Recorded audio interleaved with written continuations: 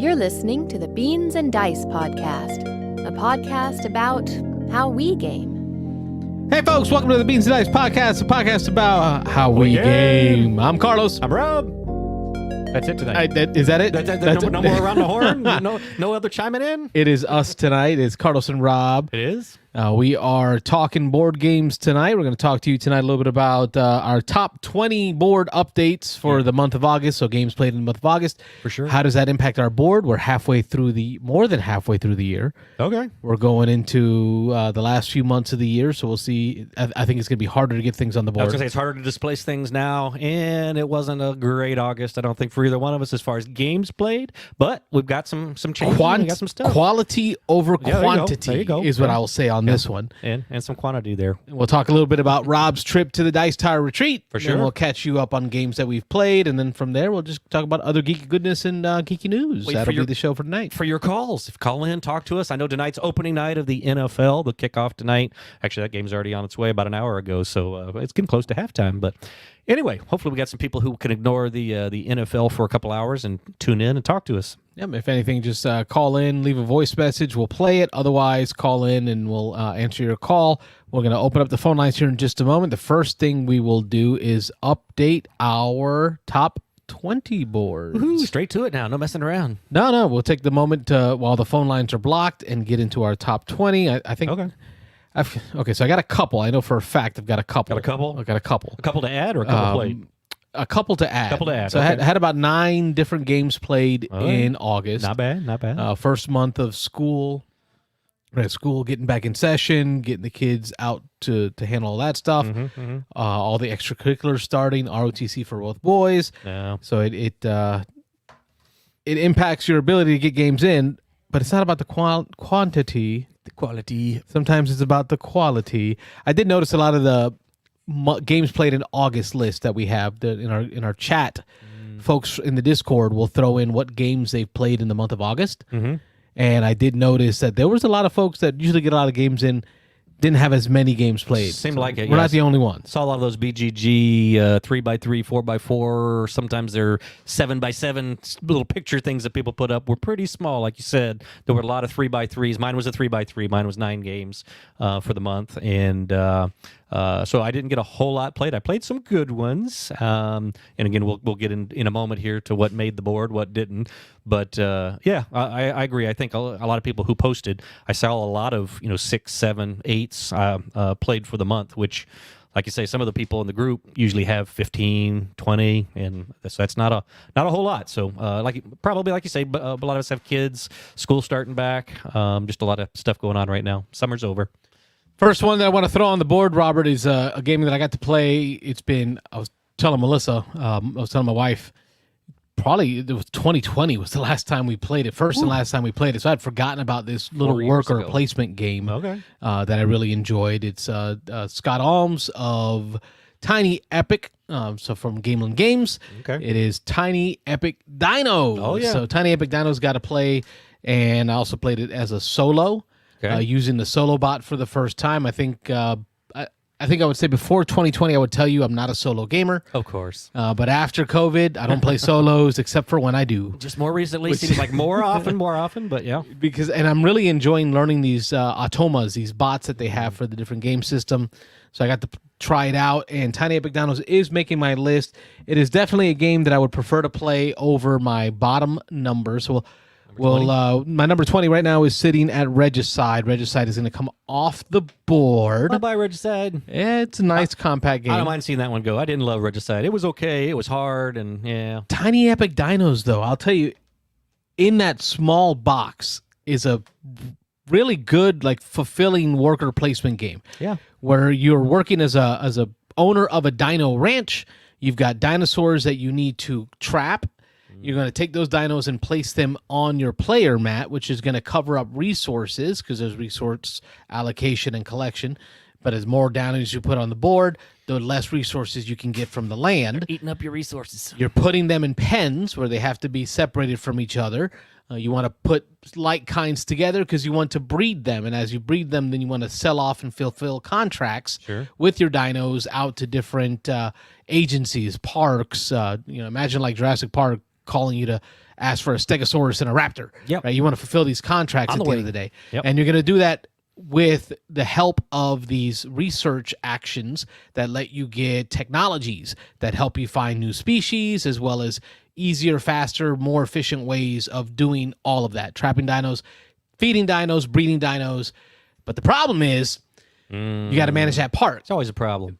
If you don't have enough room in the park, the dinos will escape. When dinos escape, herbivores will break down your pens, causing other dinos Gotta build to have more. problems. Yeah. When carnivores escape, they eat other dinos that are in your park. Of course they do. And it feels like it's this snowball effect of if you're not managing your resources right, you're not feeding them enough, you're not penning them right, you're going to lose them, and it just becomes a frustration in a fun way. I can't remember this one. Did you have security, or was that Dinosaur Island? Where you can That hire- might have been Dinosaur Island. Okay. Yeah.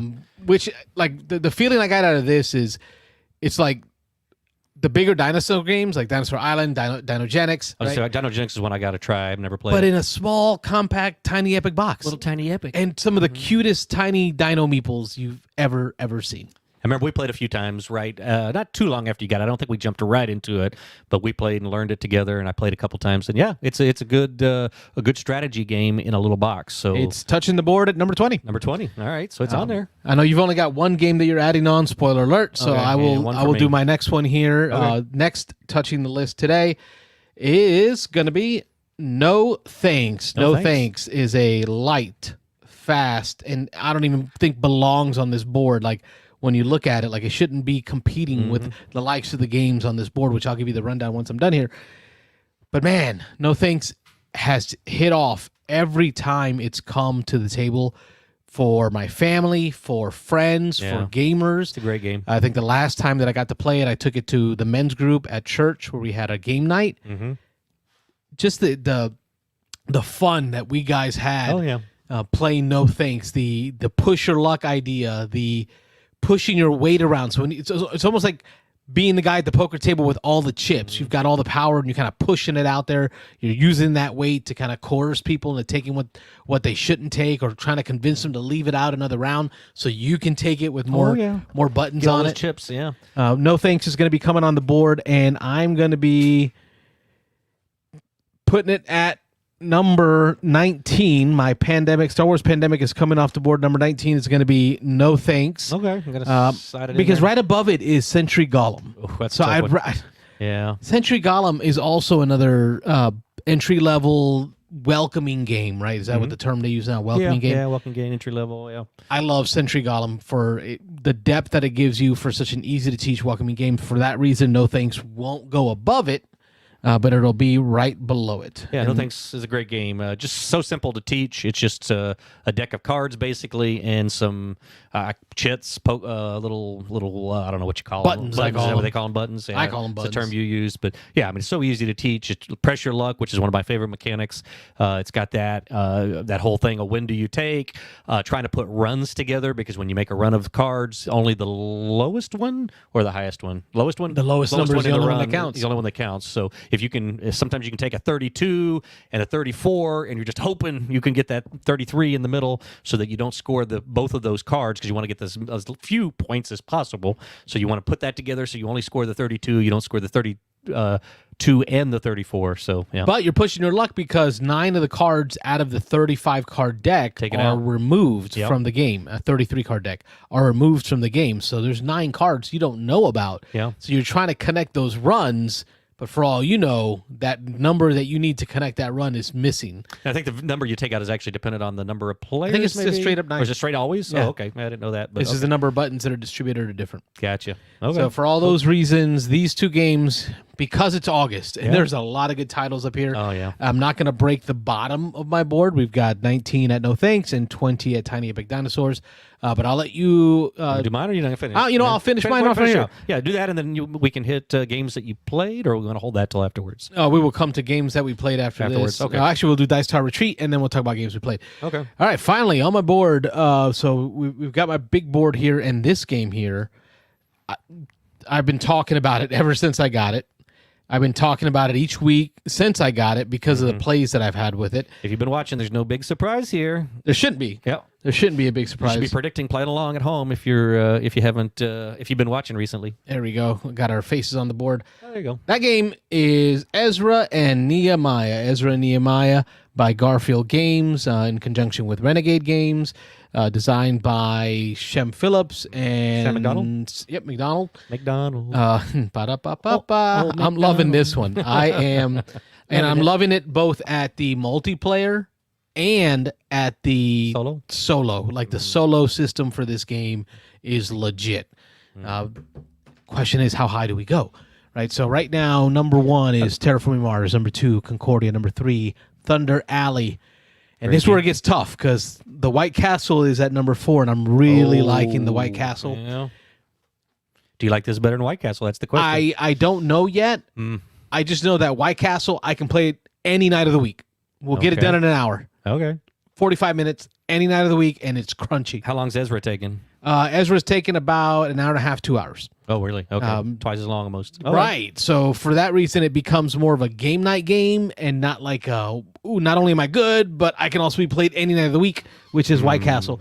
Then there's Dune Imperium, and come on, Dune Imperium. Great. It is. Like, Glad you said it. you're really going to have to work hard to get past that game. line. Yeah. Undaunted. Then we get into Blood Rage, and Blood Rage is like that Classic. old school love, right? Classic. So can you get past Blood Rage? I don't think so. We're not going to go to 7. We're not going to go past 7. Going down. Then we get into Thunder Road Vendetta. Ooh. And Thunder Road Vendetta, it's like eating Chinese food. Like you love it when you have it, right? Yep. And it's great. Yeah. But then like an hour later, you're hungry all over again. I agree. Like it's not filling. Weird analogy, but I think I agree. Yeah. And I think it's the MSG. Yeah. Like it fills you No up MSG, when you eat lots it, of MSG, right? yeah. Having that MSG fills you up, Yeah. but then you're hungry in an hour. Like Yeah. it just doesn't stay long. And agree. that's my feeling with Thunder Alley. Like as much as I put it top 10 when I played it, it's kind of in my mindset fallen. So I think this is where my gap is going to be. All right. It's going to hit the 8 spot, which is going to take Tiny Epic Dinos off the board. It was on there for 5 minutes. It did. It touched. So Gamelin Games, congratulations, you made it to the board. We're going to go down to Sentry Golems going to 19. No Thanks going to 20. Sky Team's going to 18. Final Girls going to 17. Wildlands going to 15. War Chest is going to 15. Wildlands is 16. Mansions of Madness going to 14. Hadara going to 13. I need to play that again. That needs to go higher. Imperial Settlers Empires of the North is going to 12. You just stop at Imperial Settlers. Heat Pedal to the Metal is going to 11. Thunder Road Vendetta is going to 10. Something happened there. Yeah, did I mess this up? We I did. doubled up a Yeah, spot. yeah. Yeah. That's all right. Thunder Road Vendetta is going to 9. Ezra and Nehemiah is going to 8. Heat Pedal to the Metal is top 10. So there's my top 10 for you right there. We messed up our numbers. I messed up our numbers. But that's all right. It's that's there. my list. I'll post a picture of it, the final list, the final breakdown. But Ezra and Nehemiah right now, with a couple of multiplayer plays and a few solo plays. Like I've been pulling this one out, setting it up on the table, and just getting turns in on my own. It is hit my top 10 already, and I see movement in the future for this one, Robert. I see movement. Nice. All right, Rob. All right, I got the one. So big reveal here, and I'm gonna give away a little bit here. That this actually I just got back from Dice Tower Retreat. Was there for 3 days. Didn't make it for the full 5 days, but spent most of 3 days, 2.5 days at the Dice Tower Retreat. Got a number of games played. I played 8 unique games at the retreat, but the game that's actually going to make my list was not a retreat game. So that if you would have asked me before, I would have assumed going into the Dice Tower Retreat that probably at least 2 or 3 games that I played would have made the list. That doesn't mean I didn't play some good games. There were a lot of games I played that I really didn't know anything about, that I jumped into and that were good, and with a few more plays, very well could make the list in the future if I get a chance to play them again. But the only one that is going to make it, I guess, just to jump to the point here. We're on pins and needles, Robert. Woo-hoo, is Return to Dark Tower. So this is one I've talked about a little bit, but Brian Zeno has a copy of this game that he had a game night. I saw him and a couple of guys playing it. Dan from our game group and a couple other people were playing. They posted some pictures. It was a week or two before, and I posted in there, "Hey, that's a game that I really want to play." And so Brian Zeno was like, "All right, next week, let's get together, let's play it." So he invited me. I appreciate the invite. I played his copy, which is all blinged out and has all the expansion stuff. And we played. We threw in one of the expansions. So they taught me the game. It took about maybe 20 minutes to teach it. It wasn't a real long teach. But this is a game I enjoyed. I never played the original Dark Tower, so I'm not sure how this compares to the old classic. This is a Restoration Games makeover where they put a bunch of bells and whistles and lights and all of that. Literally, there's a tower that has lights and makes noise and spins around, spits stuff out. You've got an app you play on. It really was a great experience. I'm looking forward to playing more of this. After hearing you talking about it, I was never interested in playing it. I know Ron Frazier's called in, talked about it. It's good. And I know it's a thematic game. I just didn't expect you to really enjoy it. So for all those reasons that you talked about, the hype that you've given it, it is now on my desire to play list. It's got all the bells and whistles. I mean, it really is. Again, I've never been huge into app games. I'm not against app-assisted games. And I'm actually with Destinies and Chronicles of Crime and some of the others that I've played. I am enjoying the app game. Mansions of Madness, the little puzzles you do on the app in there. I am enjoying now apps in my board games. But this one's fun. Again, I'm looking forward to playing this again. Descent, Star Wars Imperial Assault, XCOM. Rob, you and apps and games have been together for a while. I haven't necessarily loved them. XCOM, again, I could have done without the app assisted there, but kind of helps you run things. And I definitely don't like time, real time. You put me on a clock and a timer, it just shuts down. I'm done. I just can't think. This app did good. This was good. This one was just enough assistance. So again, so that means that your number 20 is coming off the board, which is Skyrise, which that was an East game. We played at Dice Tower East. I can't stop thinking about Skyrise. We almost played it again. William and I had both played that at Dice Tower East, and we looked at it at Dice Tower Retreat, and we were like, yeah, we've played it. Let's play something else we haven't played. But we did consider playing it again because it is a good game. I played that twice at East, and I told you the second play I had of that fell a little flat for various reasons. But so we'll go in reverse order here. At number 20 is blank. We're bringing Raw down? Raw's going down. Yeah. All right. Terminus is going to slide down. Going to 19. Big meaty Euro. I like my Euros. Too Many Bones. Oh, this is where it gets tough. Too Many Bones and wow, that was a quick jump. It is. Just Too Many Bones. The problem is I've got to play this again. So Nick's got a copy of it with all the stuff, and I need to play it again because I am certain Too Many Bones will rise. I still think our list is too short. I think 20 is too short of a number. You need to go to 50. We need to have a metal board that goes from the ceiling to the floor. All the way. Be reaching just up there. 50 games that we played this year. Chair to post it up there at number one. I don't know why nobody agrees with me on this one. I feel so terrible. Such good games falling off this board. I'm going to slide this temporarily above Too Many Bones just because of the ease of play. Too Many Bones going down to 18. That leaves a 17 slot. Now we get to Ethnos, which is currently at 16. This is tough. This is painful. All right, until I play it again, I'm going to pop Return to Dark Tower at 17. I can't jump it over a classic game. It made the board. That I've talked about so much. Yeah, it made the board. Made the board. Right now in August, making the board is saying something. So in a few minutes, we'll go over the games that I played this month that didn't make the board, all the games that I played at Dice Tower Retreat that didn't make the board. But so it is saying something to get it on there. Yeah, from top to bottom. Hit our list, Rob. Here we go. So my number one, a Dune Imperium Uprising without the backslash or the colon or all the other junk on it. Just Dune Imperium. What's the new one that's coming out? Or the I don't even know. I can't keep track of them anymore. There's an expansion coming out that's going to be an expansion to both of them. I forget the name of it. But number 2, Endeavor, Age of Sail, game I've liked for a long time. I need to get that played again. Only played it once this year. Blood Rage, classic. We mentioned that on your list. That's my number 3. Tyrants of the Underdark, number 4. That's going to be hard to ever come out of the top 5. Great game. Destinies, a family game that I've really enjoyed. Mike Lorenzo just invested in a whole set of that. Yep, in a whole bunch of. We call it an investment. Yeah, there you go. It's an investment. He actually owned it once before and got rid of it, and because of my raving reviews, he's bought it again. So that's Bloodlines. That's what Odak says in the chat. Bloodlines, Dune Bloodlines. Okay, yeah. There's so it's what the 3rd expansion. I think 3rd expansion now between Uprising and whatever. So in Imperium. But number 5, Castles in Burgundy, another classic up there. Aquatica, a game I've loved for years. I have not played Number Castles 7. this year. You haven't played? Oh, I played once in person. I played probably 10 times on BGA. I need to get so, that back. All yeah. right, number 6, Castles Bergen. Number 7. 7 Aquatica game, again, I've talked about for a long time. Love my aquatic-themed games. 8 Undaunted, that's on your list here, a little higher. 6 for you. Makes sense. Yeah, we're pretty close. Imperial Settlers, not the Empires of the North. Good old classic Imperial Settlers at 9 there. Love my Imperial Settlers. Underwater Cities, another water marine-based game at 10. Darwin's Journey at 11. Yeah, don't say anything. It's all right. We saw it played, but Manhattan Project, Energy Empire, a great game. I've played that twice now. I got to get more plays of that. That's just a game that just got to get played more. Comic Hunters, great light, quick game. Love that one. Village at 14.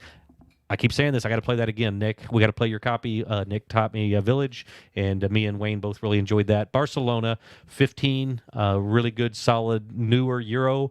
Ethnos, as I mentioned, classic at 16. Return to Dark Tower, hit the board at 17. Too Many Bones at 18. Got to get some plays because that's going up.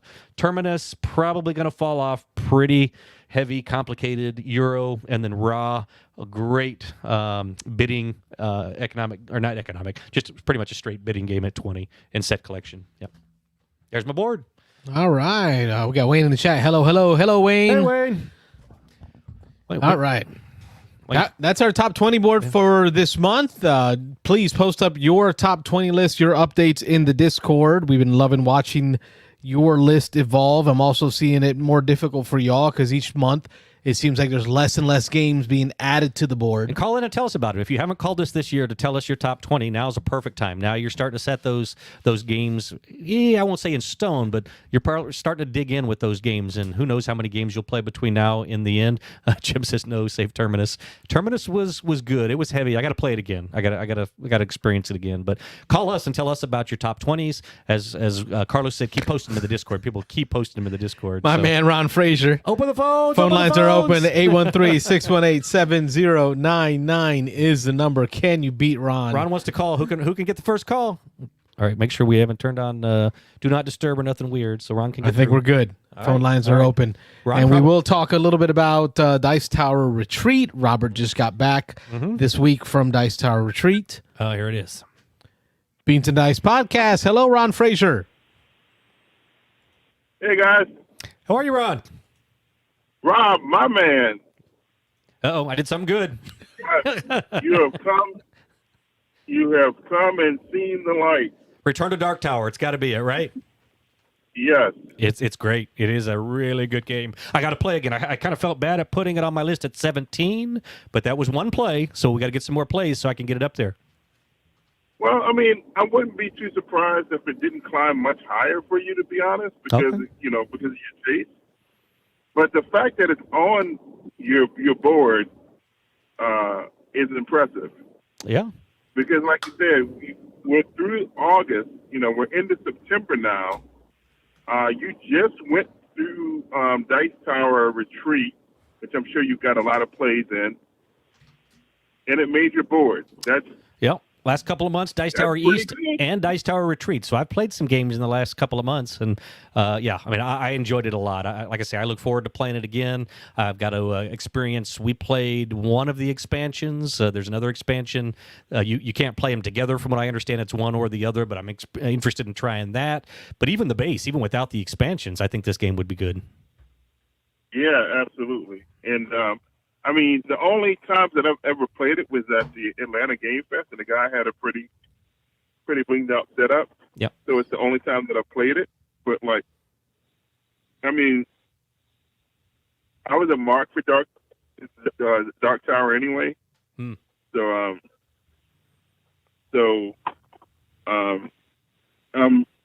I was not surprised when I enjoyed it.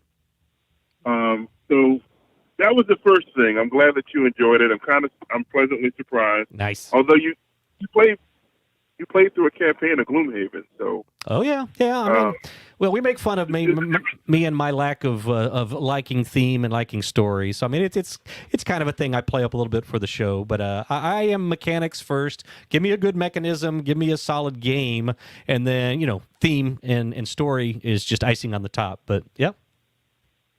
Yeah. Number 2, 20 games. Too few, right? Too few. That's not a lot of games. That's not a lot of games. However, what it does is it really the cream really rises to the top. Absolutely. And the way that you guys are doing it with enjoyment, that I think it's a different spin than how everybody else is doing their list, quote unquote, Yep. right? So I think that's really neat. It's gotten me thinking about my collection and what I want to keep and what I want to purge, because I am about to embark on a massive purge of my collection. Oh. Don't do it. Don't do it. Like, why? Let me tell you why.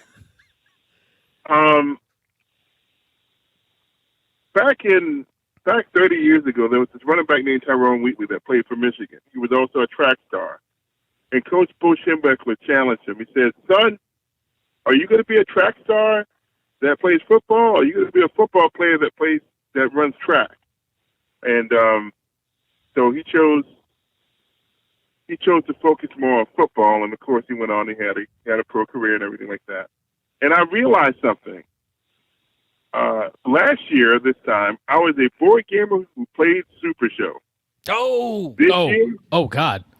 He's got to say it.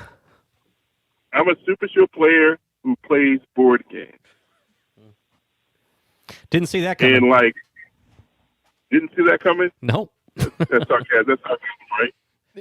Oh, I don't know. But no, really. I don't know, brother. That's a big move. I'm glad I'm sitting down to hear this. Yeah. Well, here's and I made that realization like last weekend. I really love the game. I love the community and everything like that. And quite frankly, I don't play board games. I don't like. I was the host of my group. My group has fallen apart. No one's really taken up the mantle of hosting. For some reason, whether it be me getting up in my head, it's been hard for me to kind of go out to meetups and really kind of establish new relationships. It's been tough. I still play role-playing games. I've never stopped playing role-playing games. So I guess there's that. I was a role player before I got into hobby board games a little over 10 years ago.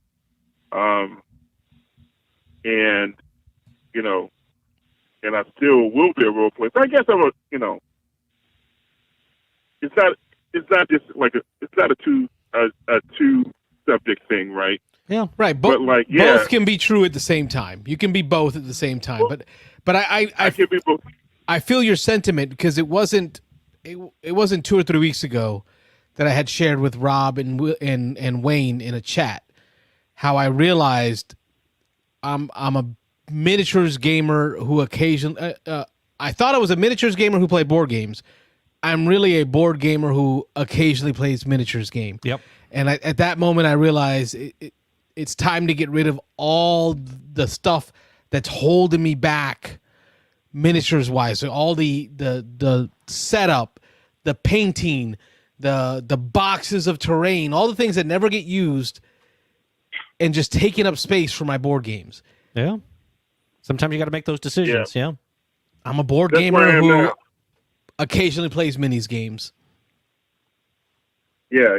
So you know what I'm talking about. Exactly. And that's where I am right now. Okay. And so my wife would love to have some space back. Sure. And so I need to decide, okay, which small collection of games am I going to hold on to play? Because also, I got friends that have we have a lot of crossover anyway. It's what am I doing with this stuff? There's a guy that I play that has more. It has everything for I'm drawing a blank. The Marvel, the Simon. I'm looking right at it. It's across my shelf, buddy. It's Marvel United. Marvel United. X-Men United. Yeah. It's United, Bobby. I got a lot of United, but my friend has all of United. Mm. Yeah. It is taking up space. Same thing with unmatched. Although I'm looking at unmatched across from me too. Right next to you, Marvel United over there, stack of unmatched. Taking up cubes. I Taking up think cubes. I think Ron has a secret camera in. Wayne joining us. He just jumped in here. Yep. Sorry. Hey, Wayne. There's big news from Ron Frazier talking about I'm a Super Show player who plays board games. Occasionally. I mean, that's where I am. That's the reality of my situation. Who knows? I mean, it could change in 6 months. Like, Sure. but like, I'm not holding my breath. Yeah. I just have to make this realization. Like, what am I prioritizing with my hobby time? I mean, aside from my RPG campaigns.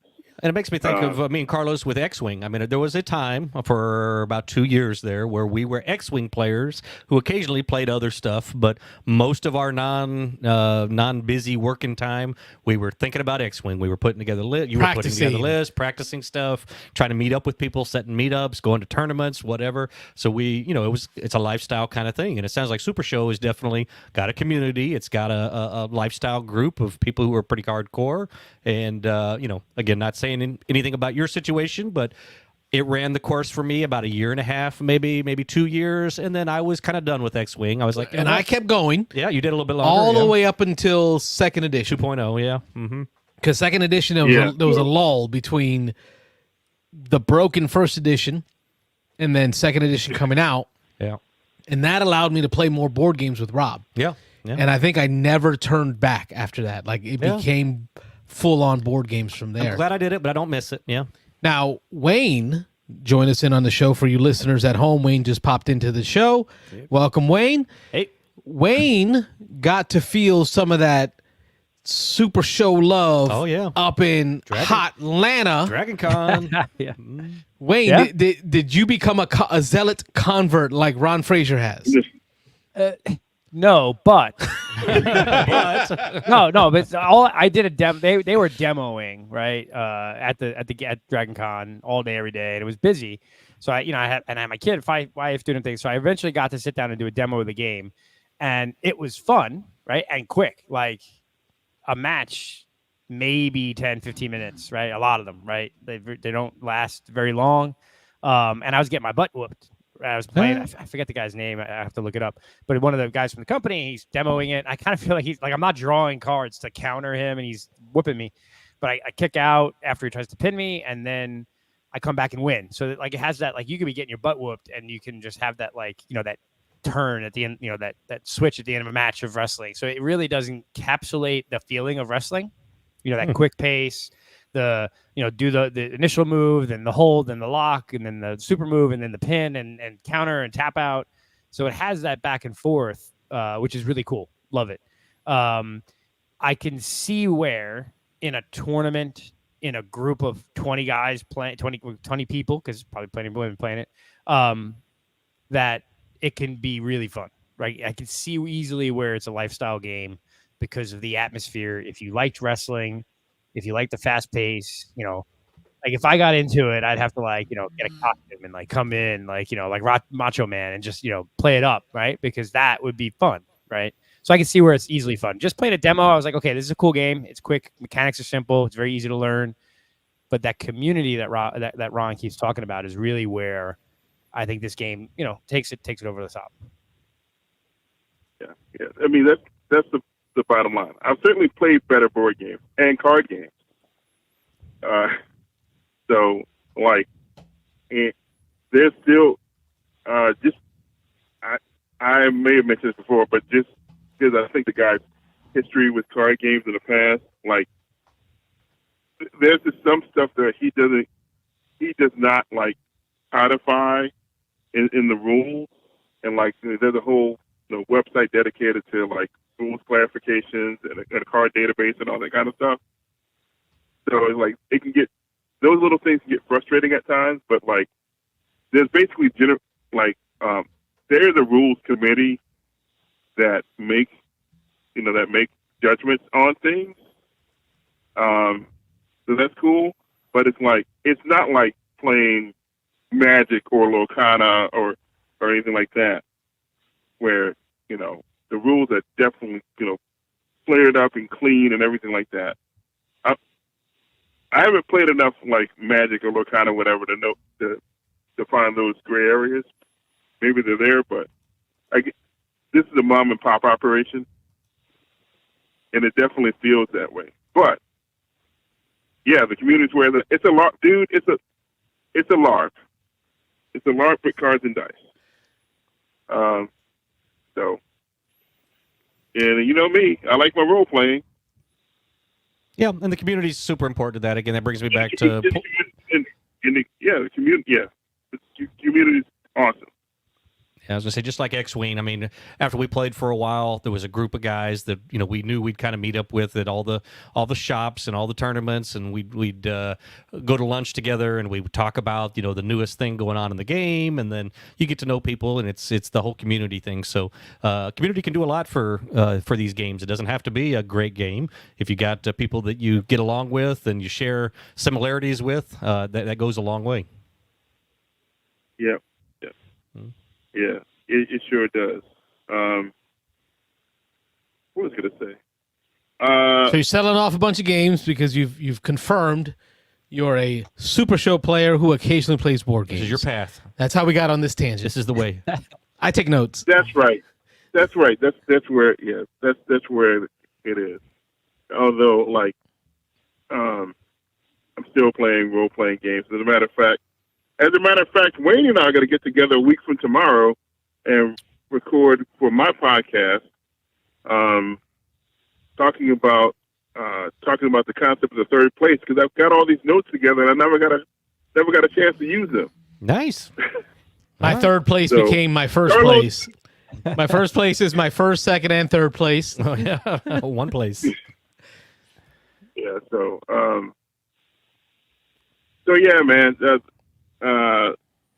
That is basically it. Wayne, I'm glad you got a chance to demo the. Hey, if you guys are going to record it and you want to throw it up live, you're welcome to, right? Because Wayne's got access to the StreamYard too. It's a great way to record. I'll let y'all figure out the logistics of it. But the setup is here, so that's a get whoever you want involved, William or others. Keep that RPG conversation going. I know I had my run last year with my youngest son. No. There's a lot of them. Yeah, they just keep There's coming. a lot It's of hard them. to keep track. I got you. The middle that's now Gabriel. not the middle. I'll just start using names with Gabriel. Used to be the youngest. Yeah. With my 13-year-old, we had our run last year of playing role-playing games. But if I know Wayne is still a role player, if y'all want to keep that conversation going, you're welcome to use the StreamYard and such. So I'll let y'all figure that out. I think after Dragon Con, a bunch of the crew that normally goes are all going to start gaming. Just set up maybe once a month RPG on Sundays, starting in the next couple months. So that'd be good. Cool. Nice. Yeah, I don't do the live stream stuff on my channel. But I appreciate the offer. So we're just gonna get over Zoom chat and have our little conversation and everything like that. So I'm looking forward to that. Carlos, you're more than welcome to join us. Let me know the date and time. All right, will do. So I just made that realization, I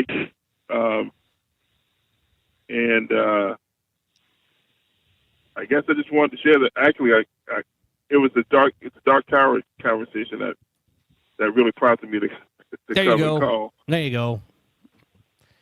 So going back to that, Nice. I will be going to Atlanta Game Fest. So I'll be getting some board gaming in then at least. When is that? Is that September? Or? It is early October. October. Okay. And what's the name of the local shop that you have up there in Atlanta? I think Dice Tower has been through there. Yeah, Tom and them have been through there a couple times. Level Up Games in Duluth, Georgia. There you go. They have like 4 locations now. Nice. The Duluth location is the huge one that's like 10 minutes from my house. Nice. Duluth. Okay. So, Nice to have access to that kind of place. Yeah. yeah. I mean, I have an embarrassment of riches. Like I have 6 stores within a 30-minute drive of my house. That's awesome. We got a couple good ones here, so we're leaning on a couple good ones that we have. So, yep. Lost a few during the COVID years, but yeah. Yeah. A few of them shut down, but we still got a couple. Yep. So be looking out for my Ron Talk Tabletop episode on the third place, because that's something that both role-playing games and board games need as a location to play and engage in community and all that kind of stuff. So Sweet. We still going to see you popping up on the Dice Tower from time to time? I mean, I still play board games, so yes. There you go. It's the right answer. Yep. Yeah, I'm going to keep that going. Excellent. All right, guys. Thank you, Ron Fraser. It's good to hear from you, Ron. Thanks, Ron. All right. Have a good Hey, night. folks, call in. It's a call-in show. Yes, tell him, Ron. Tell him. Good night, Ron. It is a call-in show. 813-618-7099 is the number. I'll be right back. I'll let you say hi to Wayne for a second. Oh, okay. Why don't you Hi, Wayne. The beverage? freshen our beers Yeah, that's what I was when you gonna come do. back, too. I'll be right back. Yep. All right, so I missed the top 20s, but what are the new games? Just tell me the new games. Ezra and Nehemiah. Of course. No thanks. This is Really? my list Okay. here. No thanks. All right. Listen, Linda. Okay, great. No, I like it. I know, love those. like, Thanks. I thought about it, but it just doesn't fail. No like, thanks? it hasn't Or Ezra failed and to Nehemiah? hit. Yeah. It's at the bottom. No thanks is like touching the bottom. Now, what you missed was Tiny Epic Dinosaurs. It came on the list and then came off. It I had haven't that played little that one touch. yet. I haven't played that one yet. It's a good little worker placement game Yeah. in that tiny little Epic box. I That- haven't played like any of the Tiny Epics, even though I owe them all. Like half of my shelf of shame is Tiny Epic games, which is okay because they don't take up a lot of room. So There's this problem with Tiny Epics is they get to my table, but they are so much bigger than they should be. right, you have So this tiny it- box and it ends up taking the same amount of space as a full on Euro. And also brain capacity, like the complexity of the game, like it just things are too small Right. for its purpose. The components, the cards, the text. You got to get that font real tiny to be able to get that whole game packed into that one box. Yeah. So for all those reasons, some of the best Tiny Epics don't get played often because it's just too much work. Yep. I think Tiny Epic Dinos is right in that middle spot.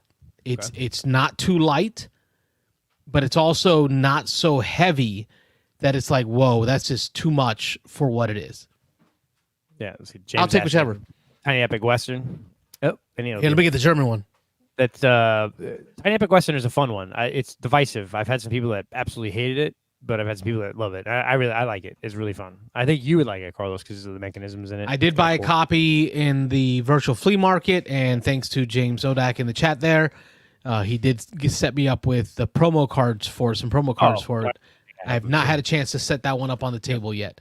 I think Tiny Epic Dinos came to the table for me because of BG Potato in our Discord. Okay. I think is what the handle is. And BG Potato talked about Dinogenics and posted a video of the upcoming Dinogenics Kickstarter that's coming up. And just watching that video of Dinogenics, it was everything that Tiny Epic Dinos is for me. It talked about collecting dinos, housing dinos, researching dinos, genetically, and then selling them off. And it's like, okay, I have that game. It's called Tiny Epic Dinos, and it didn't fail to hit, so it touched the board and came off. Nice. Rob's one title. One I made it to the title? board. After the One Dice Tower title. Retreat, you had one title? Yeah, it's going to be a little bit of a story, but yeah, it's Return to Dark Tower. It's a game I didn't even play at Dice Tower Retreat, so I played eight unique games at Dice Tower Retreat. Not as many as I thought I was going to play going in, and I mentioned that I would have thought going into Dice Tower Retreat, I would have assumed 2, 3, maybe even 4 games would go up on this list. But we discussed, we're in August, we're getting late in the year.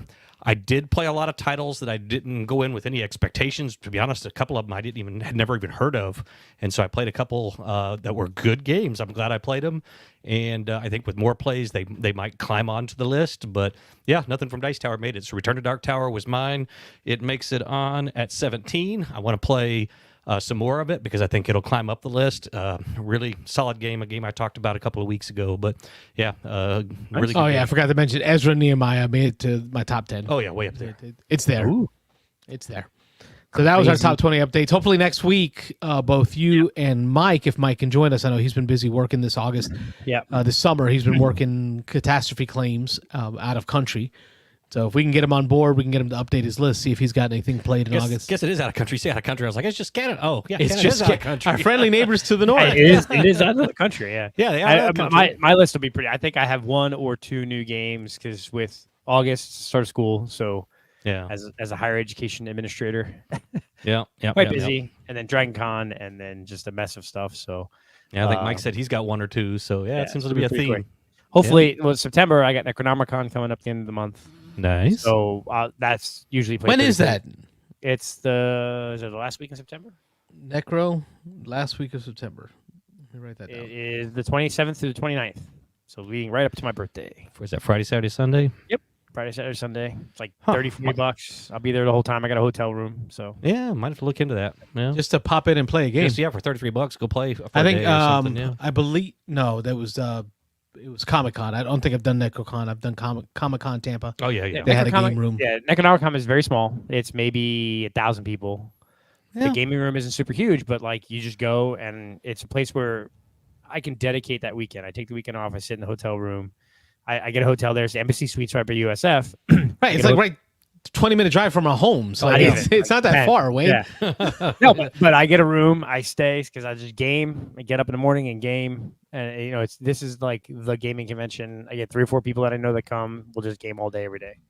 Yeah. I get there Friday afternoon and I leave Sunday afternoon. So yeah, it's fun. That sounds You good. say $33? So maybe we'll join you. Yeah, no, I think a whole weekend pass is $40 or $50. Wow. Yeah. That's Right. a bargain. It's like I say, even if we Yeah. just go for a day, I mean, that's worth it Yeah, probably for a one day. day pass is like $20 for Saturday or something like that, and it's Huh. you can basically stay the whole time, and then they have the happy hour, and you know they have a really good little con suite with and then they have a little small little dealer room, and then it's mostly like a literature convention. They have a lot of like fantasy authors there and stuff like that, and then they have a couple panels, and then it's just a little gaming room. So it's just they take over all the conference area in the embassy suites, and it's fun. Been going forever, so it's just kind of like my thing. And then with Dragon Con being mostly cosplay and parties and crazy events and meeting celebrities and not as much gaming. So that this is my big gaming con now. So Nice. All right. Well, speaking of cons, that was our next topic. Robert's going to update us on Dice Tower Retreat. And Wayne, since you're here, if you are still with us this evening, we'll get you to update us on Dragon Con For sure. from the board gamer's perspective. But Rob, you went to Dice Tower Retreat this weekend. Yeah, I'll give it a quick overview. So it's my second retreat. Typically, they hold the retreat in Miami, but they made a move a couple of years ago. Post-COVID, there was a couple different reasons. I forget what the reasons were, but they moved it to Orlando, to the Caribe, which is where they hold the Dice Tower East every year. Oh, I say every year for the last 4 or 5 years. But anyway, so they moved it up there. They moved it back to Miami last year. And then Tom announced, I don't know whether maybe it had something to do with some deals they got through the Caribe, but they were going to move it back to Orlando as its new semi-permanent home. And so I always wonder what the Miami people think of that, because it was kind of a little secret con. I say secret, but people flew in from all over the place. But anyway, a little con down in Miami. The thing about the retreat is it's only 200 people, and I don't want to talk it up too much because Tom indicated that pretty clearly that it's not going to grow. There was some rumors that they were going to grow it and make it a little bigger this year. He said that they have decided against that. They are going to keep it at 200-ish people, and that he is happy with it being what it is. He said, if you want a bigger con, that's what we have East for. That's what we have West for. Go to the cruise, if you want that experience. But this, he's pretty content keeping it a small group of people who will get to know each other over the years. They keep coming back. They're doing the retreat thing. So retreat's normally 5 days, same as East and West. I don't know how long the cruise is. I think it's a 5-day cruise as well. So I think they may all be 5 days. But anyway, Wednesday, Thursday, Friday, Saturday, Sunday. William and I went. We were not able to go Wednesday, Thursday, just for scheduling and work and things. So we decided we would go ahead and go Friday, Saturday, Sunday. So we had the room there at the Caribe for 2 nights. So we drove down early. We left right at 6 a.m. I think it was like 6:05 on Friday morning. So we drove up Friday, drove over, I guess, from here. It's to the east, almost a little northeast. A little north. You can say north, up. Okay, we drove up to Orlando, and so we got there. Just quick summary: we got in, went straight to the gaming hall. Registration wasn't open yet, so we sat down, played a game or two, and then, well, I'm sorry, there actually wasn't a registration. We thought registration wasn't open because we didn't see anybody sitting in any of the desks or anything. And then we found out later the name badges were all just laid out on a table, and so you just go and find your name badge. Wow, and, that is like a small town feel. Yeah, real small compared to these big cons where you got to go and show 3 forms of ID. And I could have showed up. You could have. I could have been like, there was when we checked in. My name is Chester Smith. Yeah, so we checked in on Friday, and there were 4 badges after we took our 2. There were 4 more laying on the table of the Southside Puerto Rican Smiths. There you go. Well, there were. I saw people. Sorry for cutting. Yeah, go ahead. I was seeing people checking into the Creed because I follow a couple content creators that go. Yeah. They were checking in on like the Saturday and Sunday before. Like they were there the whole week. You know, Yeah. there were people there the whole week gaming. There was a lot of people, and I was surprised. Actually, again, I don't want to spend too much time on it, but I was surprised, even though I had been to one of the retreats. Again, my feeling was that this always was, so I'm going to turn back on everything I just said. My feeling was that it was always a Miami thing. That this was a little thing where all the Miami people that were, Homestead, where the Dice Tower is located, the home of the Dice Tower. That it was a small group of people there. We didn't play a single game. I don't think William and I with anybody that was from Miami. Everybody we played with was guys from Chicago. There was a guy from Indianapolis. But that's what it was when we went. Yeah, like I remember, we met people from Pennsylvania. We met from people from Nevada. New York. We played games. Like people from all over the country fly into this retreat. I've only gone once to the retreat, and we talked to a couple of people. There was a couple, two ladies from Arizona that we played with from Phoenix area, and we were like, "Oh, is this your first Dice Tower thing?" Like, "Oh, no, we've been coming to the retreat this is our 6th or 7th retreat. We've been coming for years." And it was like, "Oh, okay, so you've probably been to West or East or whatever." Like, no, we're not interested in the big cons. We've never been to East. We've never been to West. We've only just been to retreat for the last 6 years.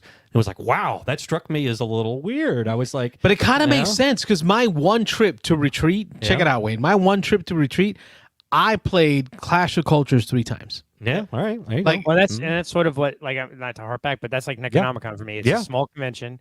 I get a table. I have 3 or 4 of my friends, or maybe of you guys, and I bring. Now I don't have the Dice Tower library, so I bring 40 of my own games, and my friend brings 30, and this guy brings. So we have about 150 games to choose from, and we play 30 games that weekend. That's so like Dice Tower Retreat would be that game for me.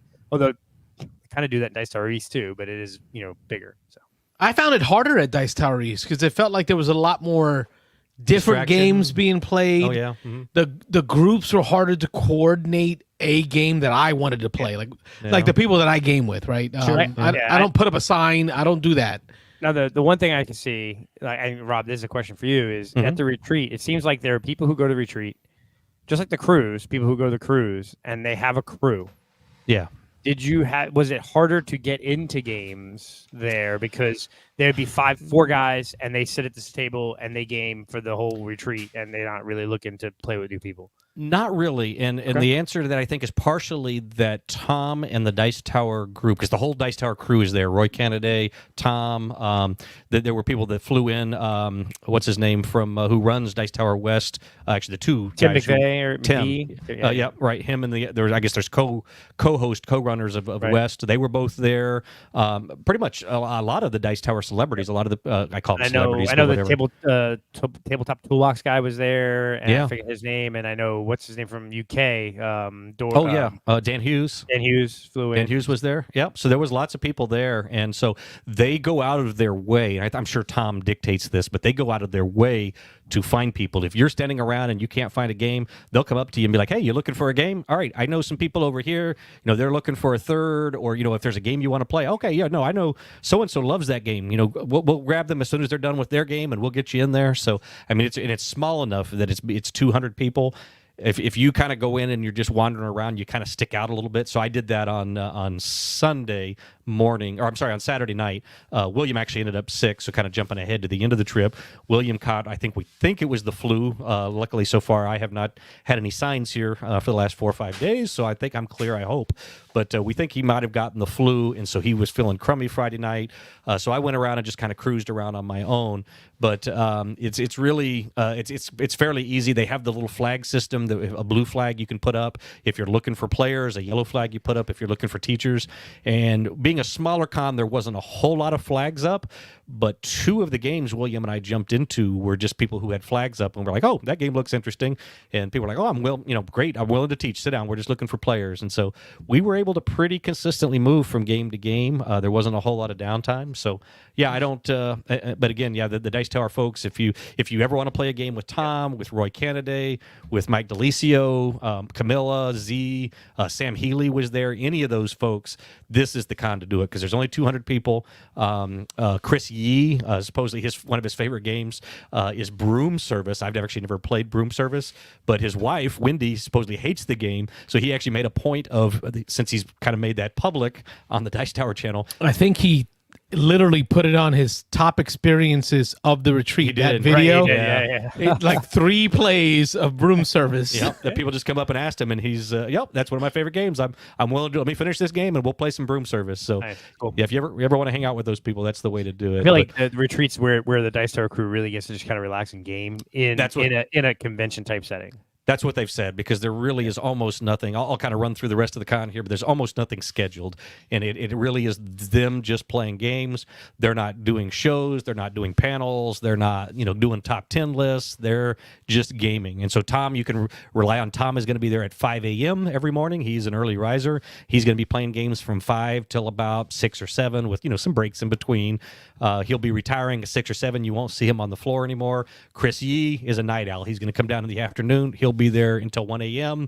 And you want to play a game at 1 a.m. Grab Chris Yee. He's going to be your guy. So they kind of cover all the spectrum there, and just all kinds of cool stuff. But anyway, so Friday we get there, we kind of get in, we start playing games. Actually, I was going to pull up my list here real quick. I've got it up, but just to kind of run through the games that we played. So first game, as soon as we walk in, we're just walking around, kind of looking at some of the things. There was about 2 or 3 tables with green flags up, looking for players. And so William and I are just kind of looking around. There was a game that I had never heard of. I'm sure it's probably fairly popular. As soon as I say that, people are going to chime in and be like, oh, you've never played that game? It's called Age of Atlantis, but it had this big Poseidon statue in the middle of the board with a trident. He's holding it out in one direction, and that caught my eye. I was like, whoa, that game looks kind of cool. And so I went over and asked him, I was like, hey, what's this game about? And the guy that was sitting there, he had the rule book, so I was a little nervous. I was like, do you know how to play this game? And he's like, oh yeah. He's like, yeah, I played it. Famous last He's words. like, I play it every year at the retreat. So I played this for 2, 3, 4 years or whatever. And then the other guy that was sitting there, they were looking for 2. There was 2 of them already there, and they were looking for 2 more players. He was like, yeah, me and I believe it was Chris was the other guy. He's like, me and Chris played this last year at the retreat. Guys didn't know each other. One was from Chicago. One was from, I want to say Texas, Austin maybe, Texas. And he's like, no, we met. We played this game last year. Chris liked it so much. He saw me setting it up, and he came over and asked me again. I was like, okay, cool. So I looked at Will, and he was like, it's kind of a Euro, kind of whatever. He gave us a few of the mechanisms. I looked at Will. I was like, hey, you in? Will was like, sure. First game, whatever, let's play. The game was really cool. Again, I'm not going to get heavy into it, but called Age of Atlantis. There's a mechanism where this Poseidon statue points to a different pie slices of the board. You're building from Atlantis out. You're building buildings. There's like a tech tree that you're building up to get different advantages. Each player board is slightly asymmetric. You're playing different civilizations, so it's kind of like a mini Civ game, but it's a resource management, tech tree. Reminds me of some games that Carlos likes. I mean, you might really enjoy this one, but I had a good time. We played this. It was probably 2 hours with the teach. William and I both afterwards were like, hey, that was a solid game. We're glad we sat down and played that. Jumping forward, the next game, we kind of got up and walked around again. We saw a group in the very back corner, very against the wall, kind of way back, hidden away, almost like they didn't want to be found. There was still found them. A group of 3 people sitting down. There was an older couple and then another gentleman that had just finished setting up. Let me get the name official, the Plum Island Horror.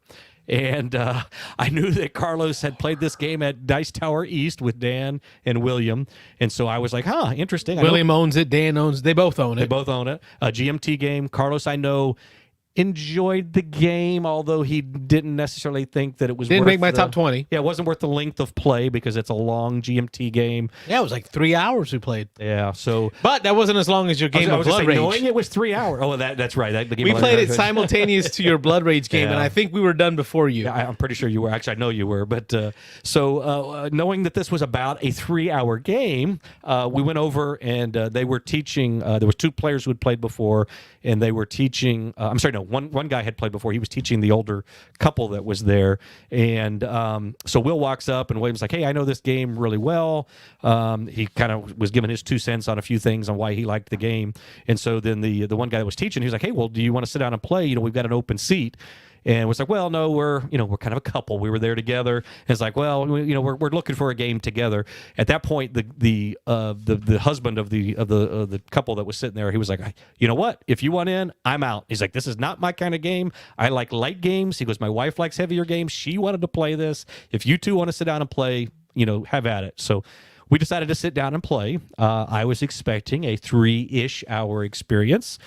Teaching 2 new players, just to cut to the chase, it ended up being 6+ hours. So this was most of my Friday, so was playing this game.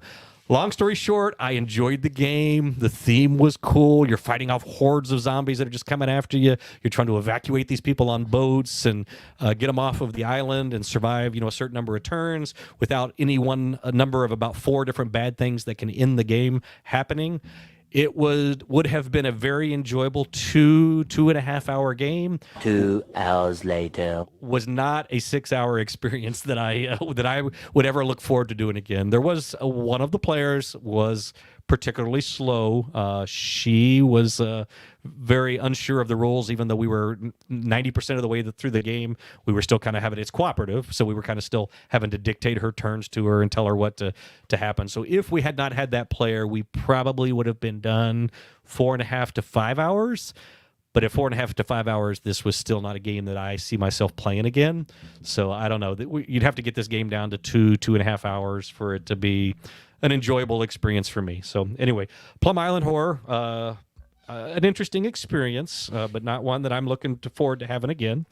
Again, I said I'm not going to make this long, so I'm going to try to fast forward here. So Sail was our next one. Mike. I want to know about this. Mike Lorenzo talked about this one. He likes this one a lot. I had heard quite a bit about this. We were looking for games, and William was like, well, he knows that I know just more because I'm with the show and all that, and I watch videos, and he doesn't so much. So he's like, hey, let's find a game. Just pick a game that's, a fairly light cooperative game that we can kind of cleanse our palate from Plum Island Horror and get something played. And so I was like, hey, there's this Sail game from All Play Games. Carl's going to bring it up here. Again, Mike Lorenzo has raved about this game a little bit. It's a cooperative, 2-player only trick-taking game where you there are, I think, 8 different setups of this board. They get more and more complex as you go. But you are, again, 2-player trick-taking, which is weird to me, but it works here. So you're just, there's some hidden cards. You're throwing some cards out of the deck, so you don't have perfect information. You're dealing out the rest of them. And there are 3 colors, 3 suits in this game. And just long story short, again, Mike's talked about it before, you're playing cards, and depending on the symbols of the cards, it's typical, you have to follow suit, follow color if you can. Whoever has the higher one wins the trick. As soon as one of you has won 4 tricks, then you move the round marker along. You play 5 rounds, and you're trying to move this boat from the start square to the end square across the board, and you win. And there's little islands that are in the way. Depending on the symbols that you play when the 2 cards are played, it does one of about 8 different things. So you can advance the boat in a northeast direction, in a northwest direction, in a southeast direction, so each way moving towards the finish line, or you can move straight across these diamonds. That's the most efficient move because you're kind of, if you're moving diagonally, you're doing 2 steps to get to the same place. If you can move in a straight line, you're moving What's 1. weird though is because Robert's saying it, but yeah, I'm probably explaining it bad, the board is like turned. Oh yeah, it's weird. 45 degrees. So when he says diagonally, Across he the really diamond. means orthogonally. Orthogonally, straight across the corner to corner from diamond. He's to moving diamond. squares orthogonally, but if you move diagonally, right, that's where you're moving with more efficiency. Yeah. And then you've got But these, they it's like they turned the board 45 degrees everything's on instead of making squares. everything's cattywampus. I know That's a word you like. That's a word, yes, cattywampus. That's a $2 word. But you got And this, I'm all out of change. you've got this Kraken thing that can attack you if you play the wrong combination of cards, and it does different effects. You can attack the Kraken and get bonuses. There's a deck of cards that you're trying to cycle cards through. If the little side deck ever runs out, then the Kraken wins and he sinks your ship. So it was fun. Mike, I know you've talked about this game, Lorenzo, a lot. I assume you're watching out there somewhere. You're hopefully, if not, you'll catch it on the replay. But I did enjoy it. William and I played it, and we reset it. We taught ourselves. We pulled out the rules. It's a little box and a little rule book, and it's 4 pages of this little tiny rule book. So it took us 5 to 10 minutes to learn it on our own, pretty much from scratch. Neither one of us. I knew of the game. I didn't know how it was played necessarily. All right, so I got some questions on this all right, one. go ahead. Yeah. So we have Fox in the Forest, right? We enjoy it, competitive 2-player. Sure. My wife and I enjoy it, competitive 2-player. I wanted to go into the cooperative Fox in the Forest duet, and it just fell flat. It fell so flat as a trick-taking game. It was so mechanical.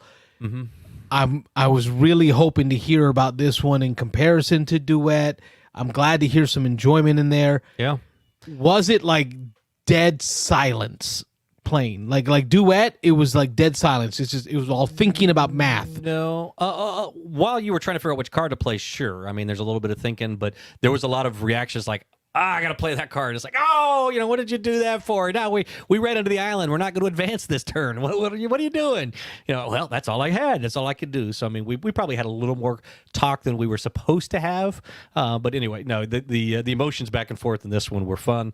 You mentioned Fox in the Forest. The one thing about Fox in the Forest that, and again, I probably just didn't play it enough, but all the text on the cards throws me off. Having to try to remember, what is this card? Okay, let me read this little paragraph. It's not a paragraph. It's a sentence and a half. Good explanation, though. It feels like a paragraph. Yeah, it feels like every time I'm having to reread, what does that card do? Oh, yeah, what does that number do?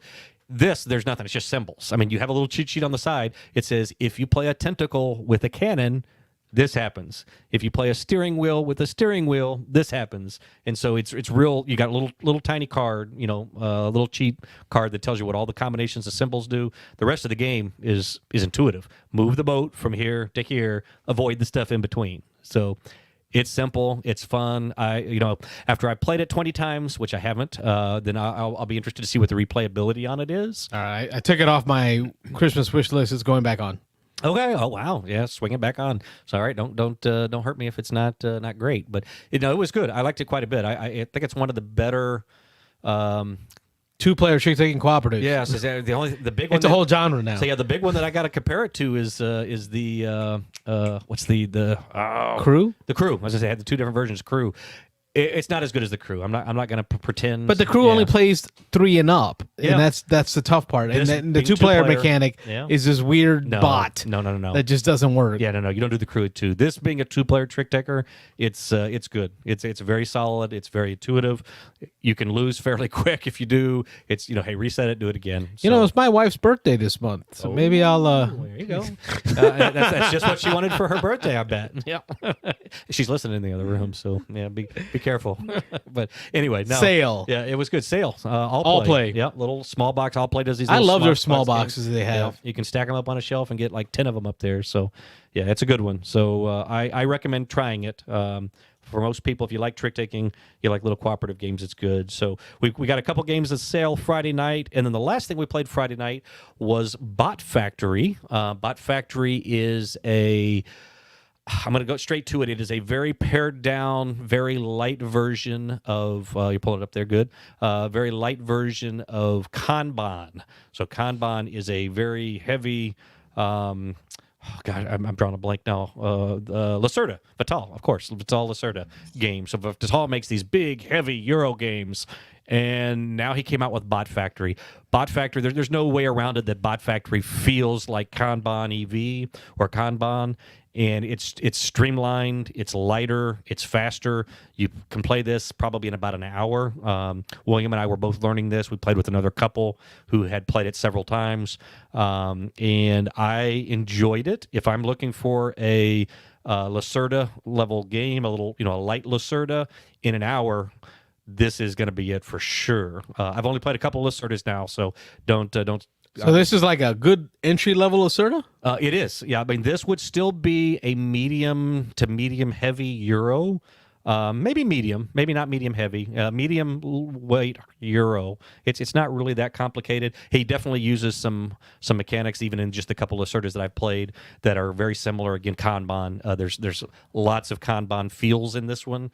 But it is, like I say, Lacerda. If you're playing Lacerda's Lisboa, a Weather Machine, any of those Lacerdas, you're looking at 2-3 hour games.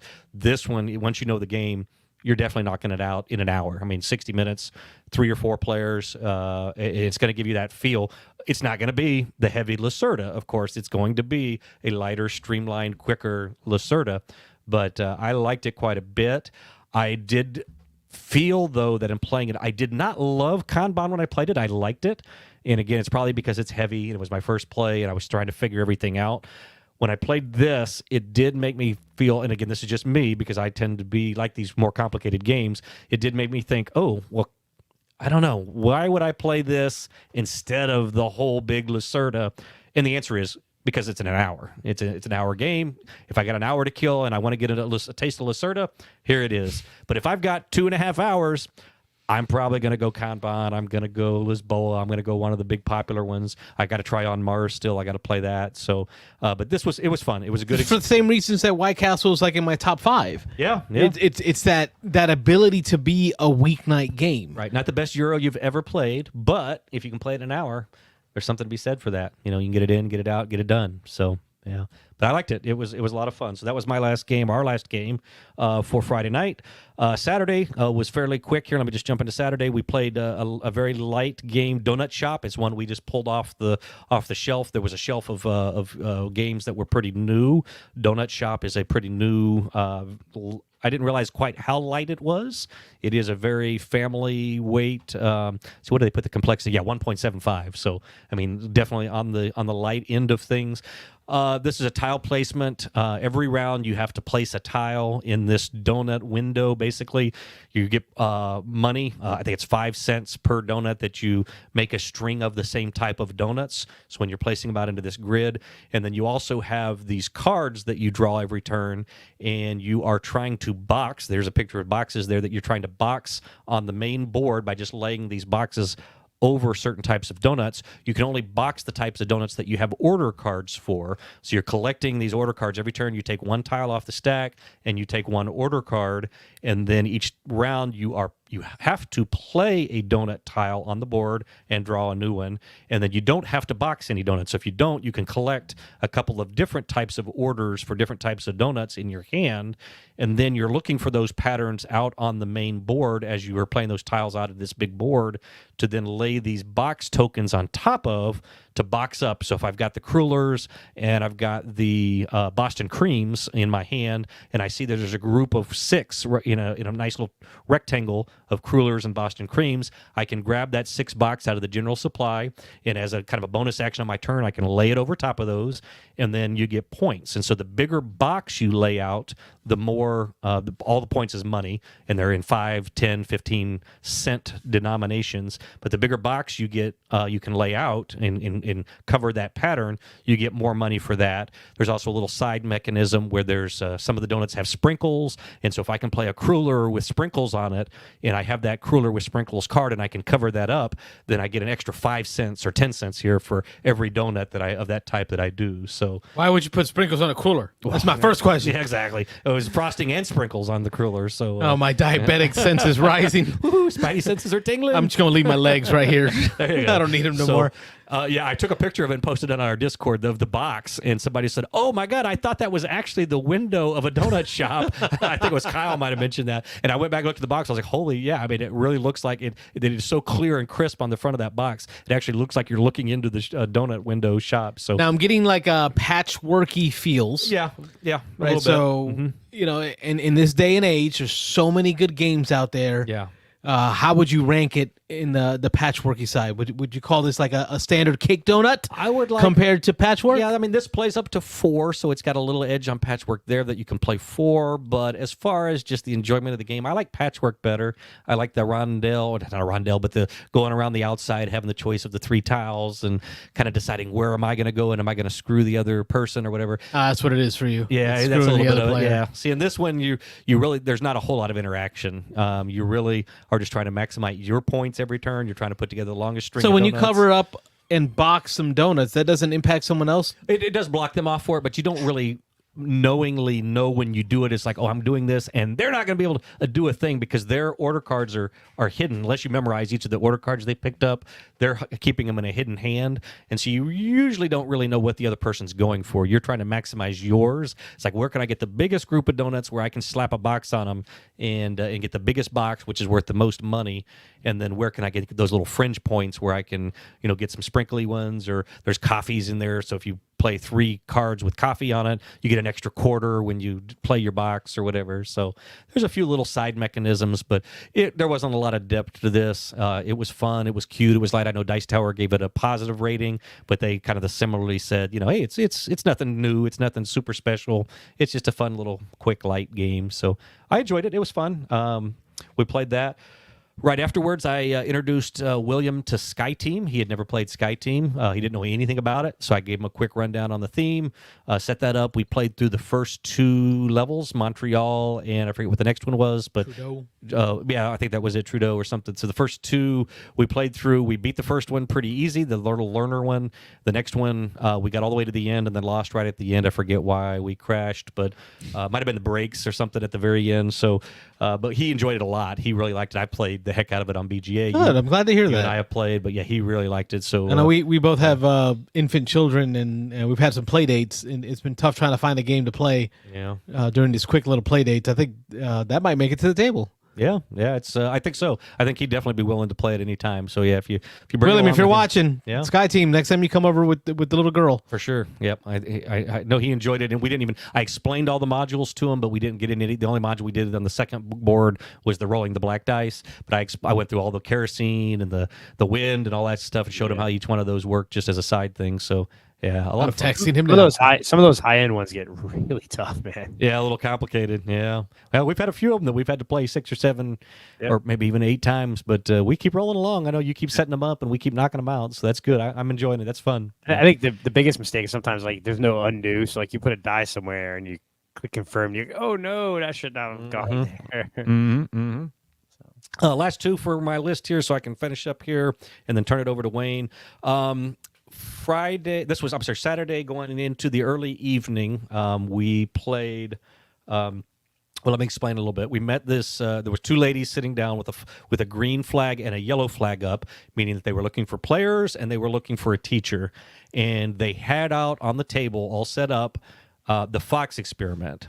And so this is a game that I had wanted to try. I've heard a lot about the Fox Experiment. Elizabeth Hargrave. Exactly. And I knew that it was not super light. And so I went over, I told Will, I was like, hey, there's a game I really want to play. And he's like, well, let's go sit down and play. I was like, you know what? They're looking for a teacher, and I do not know how to play it. I've seen part of a playthrough. I know kind of generally what the game's about. I said, but I don't know how to play. And I said, I don't want to go sit down and take up a spot if they're looking for a teacher to come teach it. So William kind of wandered over, and he's like, he chatted with him for a couple of minutes, and then he came back, and he's like, hey, they were looking for a teacher, but they've been sitting for a little while. Nobody has joined them. So they said that if we want to jump in and try to learn it, we can do that. And I said, all right, well, if they don't mind, trying to read through the rule book and whatever.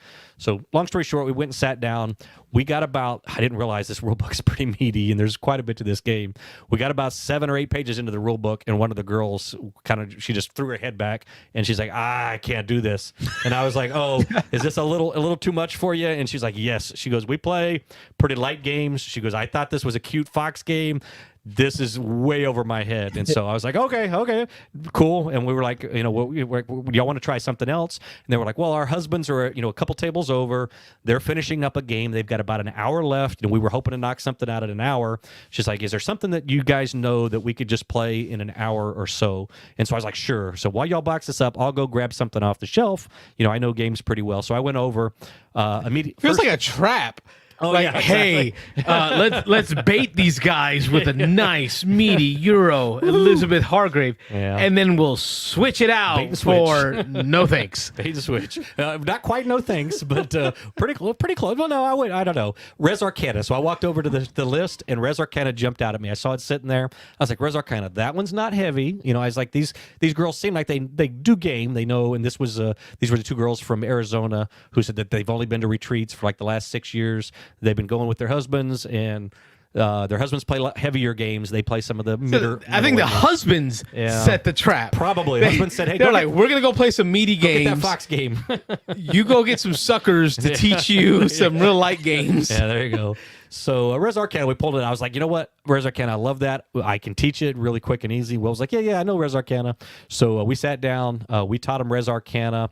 They had a little trouble catching on, but once they did, they loved it. They were like, oh, this game, we want to play this again. This is a game we're going to buy. We're going to go home. We're going to really enjoy this. So I talked them up on the expansions, and I was like, oh yeah, the expansions are just more content. It's more stuff. It doesn't really change any of the rules or anything. You know, this is a great game. I call it a classic now. I know Mike Lorenzo loves the game. I love the game.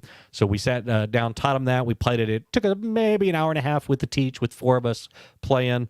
William slaughtered him. I'm going to say. So he won. I told him halfway through. I was like, William. I was like, go easy on the new players, but he couldn't take his foot off that gas pedal. He was just cruising on through. So he won. I think he got like 13 points. One of the girls had 9. One of the girls, it's first to 10. Well, it's not first to 10. When somebody hits 10, then you at the end of that round you score it. But I think I lost with like 7 or whatever. But again, I was spending most of my time just enjoying the teach. They were really nice. They were super appreciative of the teach, and I'm really glad we sat down and played with them. So Res Arcana was a big hit. It was a game I knew I loved. William knew how to play the game, so that was fun. And then we capped off. I got to hit 2 other things before I turn it over to you in a minute, Wayne, after this, but I don't want to eat up all your time, because I know you want to talk some Dragon. We still got like an hour left in the show. Don't worry. Really? Oh, okay. Well, Keep talking. Yeah, it's 10:20. But anyway, Age of Rome. So this was one that William had kept eyeballing. He'd picked it up a couple of times. It was on the new shelf. So Dice Tower, they always have a shelf of games that are pretty new. And there was some stuff on there that was a little earlier in the year, but there was a lot of stuff on there that was from Gen Con that just happened. And so I believe Age of Rome was from Gen Con. It's a reprint of an older version of Age of Rome. And William is big with the historic, especially Roman and those games. He owns a bunch of Roman games. After we played this, he said he's probably going to buy it. It was really unique. So it's, without getting into too much depth, there is a rotating board. It's 4 pie slices, basically, and you are building you have these translucent, almost like maglev Metro. You have these translucent tiles that you're putting down, and you're building buildings up, a level 1, level 2, level 3, and you're stacking them on top of each other, and the little picture underneath kind of builds on. So like you have the farms. When you do the farm, the first one you do is just a couple of fields, and then you've got a silo, and then you build up the big farmhouse, and you stack them up as you go. But the interesting thing about this game, and I've heard some criticism for it, is that randomly in between the rounds, every round you draw an event card, and the event card has arrows on the bottom. This board rotates as you play these event cards. So you play through the round, everybody's bound by whatever the event is that affects gameplay that round, but then you rotate the whole board. And so you are sometimes building up an area in front of you, and you're going to get benefits from it, and you're going to score, and you're going to place your workers in that area that round. But then you potentially, over the course of a round or two, you might be rotating this stuff that you've built over in front of your opponent, and then your opponent now is going to add to that and put more stuff and then make the buildings even better, and then they're going to play onto them and get even better advantages. So from what I've seen, that's left a bad taste in some people's mouths. It's like, why am I building up an area and then rotating it potentially to my opponent? So the rotations of this board are random, so there's a lot of randomness in this. The same section could come to you and away from you and to you and away from you. You may just bounce back and forth between 2 areas. Some games, I got to pause for a moment. Oh, go ahead. Yeah. But which one will I score off of? Well, you score the area that's in front of you each time. So when you build it up, you're going to build it up, then you're going to place your workers on it to do different actions, and then you benefit from all the actions that you did in that section. And then you score. Right. The scoring is part of that, or moving stuff on tracks for in-game scoring, and all that is part of that. Then you draw you know which way it's going to rotate, so you can see which area is coming to you next. But then if it rotates in the same direction a couple of turns, then again, what I was working on this turn, 2 turns later, may be on the opposite side where my opponent is. So, but I can kind of see this being pretty cool because if I really do a good job of being very efficient with the board and pass it to the next person, I think I've captured all of the points that, like I squeezed all the juice out of that lemon and handed you something that you really can't improve too great on. Right. And then maybe somebody handed you something that was not done well. And with this a few good placements, you can really like capitalize on what they missed. You could. I mean, so the game escalates. So everything builds up in levels. All the buildings are 1, 2s, and 3s. Like I'm interested in that. So, I like that idea. It was kind of. I didn't necessarily not like it. It's a little different of a feeling. Like I say, and I just had read. That was one of the few things I knew about the game. I said I didn't know anything about it, but I did actually see or hear a couple things about it before. But one of them was again that this idea that hey, I'm building up something, and then I may never see that again. That may rotate around in the whole rest of the game. I may never get to benefit from that. But again, you're getting something that somebody else has worked on. So I mean, there's a give and take here, and there is a bonus to being to building the level 3. Once an area hits a level 3 or a building hits a level 3, you get the first person to build like the level 3 farm. So even though there's 4 zones and you could potentially build 4 farms, 1 in each area, each area you can only build one type of building once. But the first person to take one of those farms to a level 3 gets a little bonus chit off the top that says, now every time I farm, I get a bonus to food, or actually it's gold. No matter which land is in front of you. No matter which farm I'm farming, from now on, anytime I farm, I've done the farming thing, and I now I get a bonus to every time I do it. So then only one person can have that chip. You can see right here in this picture, for those that are watching, there's a little stack also in the middle. So one of the buildings is is it the Parthenon, I think, is a political building. And so you have votes that you cast, quote unquote votes, even though you're not really voting on anything, but you stack these pieces in the middle, and there's a majority thing there. It only goes 5 high. If you add another one, then you go to the top and you take the bottom one out. And then at the in-game scoring, there is a completely asymmetric. Whoever's on the bottom gets 6 points. The next one up gets 2, and then it's like 5, and then like 1, and then like 3. So there's this little puzzle at the end of the game. You're trying to cast votes to get your chit at the same level, hoping your opponent doesn't have a Parthenon in front of them, where they can cast votes to then knock you out. So there's a bunch of these little mini games almost in here that you're playing to try to do different things. So first in, first out kind of a deal with that column with the voting, but you want to be the last. You want to be the first one in that hasn't been kicked out because it'll give you right. There's a lot going on here. There was a little bit to it, and we taught ourselves this from scratch. Also, we picked it up. We learned it in probably less than 30 minutes. We played it in less than 2 hours. Just a 2-player game, there's some in-game scoring objectives that are asymmetric in it. It was fun. There was I forget what they called it, an intrigue, or this little your player board here. You've got these markers that you can. One of the actions you can take is to take a marker and block a bonus on your opponent's board, and until they take an action to do this intrigue thing back to you, they can't clear that off and put it off. But it's like a plot card from Lords of Waterdeep. Yeah, a little bit. Like you're messing up somebody is what they're trying to do, because they got to take another action, or they lose a bonus. Like one of them gives you +1 every time you farm. One of them gives you +1 every time you cast a vote or whatever. So if it's covered up with your opponent's marker, you don't get the bonus. You can still cast a vote, but you don't get the +1 vote, or you don't get the +1 to the farming or whatever. So there's this little game. You don't ever have to intrigue the other person, but if you don't, then they'll probably fill up your board, and then you're just. These look like acrylic tokens. Yeah, they're a little clear acrylic tokens that stack up. And they're clear for the most part. Just the building is the only thing that's like colored, and then they stack like I say, when they stack, it's only 3 levels high, but they'll build a little picture that gets bigger and bigger and more developed, and so it's really kind of neat. And then you got the workers again. The whole mechanic of the game is your first step is you build the buildings or expand the buildings that are already there, and then you have a pool of workers that increases as the game goes if you're doing it right, and then you place workers to trigger them. A level 1 building can only do the action once. If you can put 2 workers on a level 2, so you can trigger it twice. And a level 3 building you can do 3 times to do it. To do that. So it's got that Mystic Veil. Mystic Mail. Clear cards that stack up and just kind of add symbols. Right. And yep. but they're tokens instead. Very cool So game. I'm glad Willie made you play it. Yeah, I am too. It was just he had, like I say, he picked it up. I seen him looking at it 2 or 3 or 4 different times throughout the con, and then so finally he was like, "Hey, this is a game. Let's sit down and learn a game." I was like, "Sure, I'm fine. I'm up for whatever." And so he grabbed it. There's a set collection thing with the Explorer cards. There's like 6 different suits, and you're trying to get combinations of suits. There's a little Parthenon on the side that you're building. One of the actions you can build pieces of the Parthenon that are worth victory points at the end, depending on how much you build it out. It was a fun game. I'm really glad we played it. I would play it again. It didn't quite make the board, but it's another one that would be close to maybe making my top 20. I've never heard of it. Yeah, with another player or two. I really hadn't heard. I had barely heard of it. I'd heard just a little bit about it, but didn't really know anything. But and again, it's a reprint of an older game.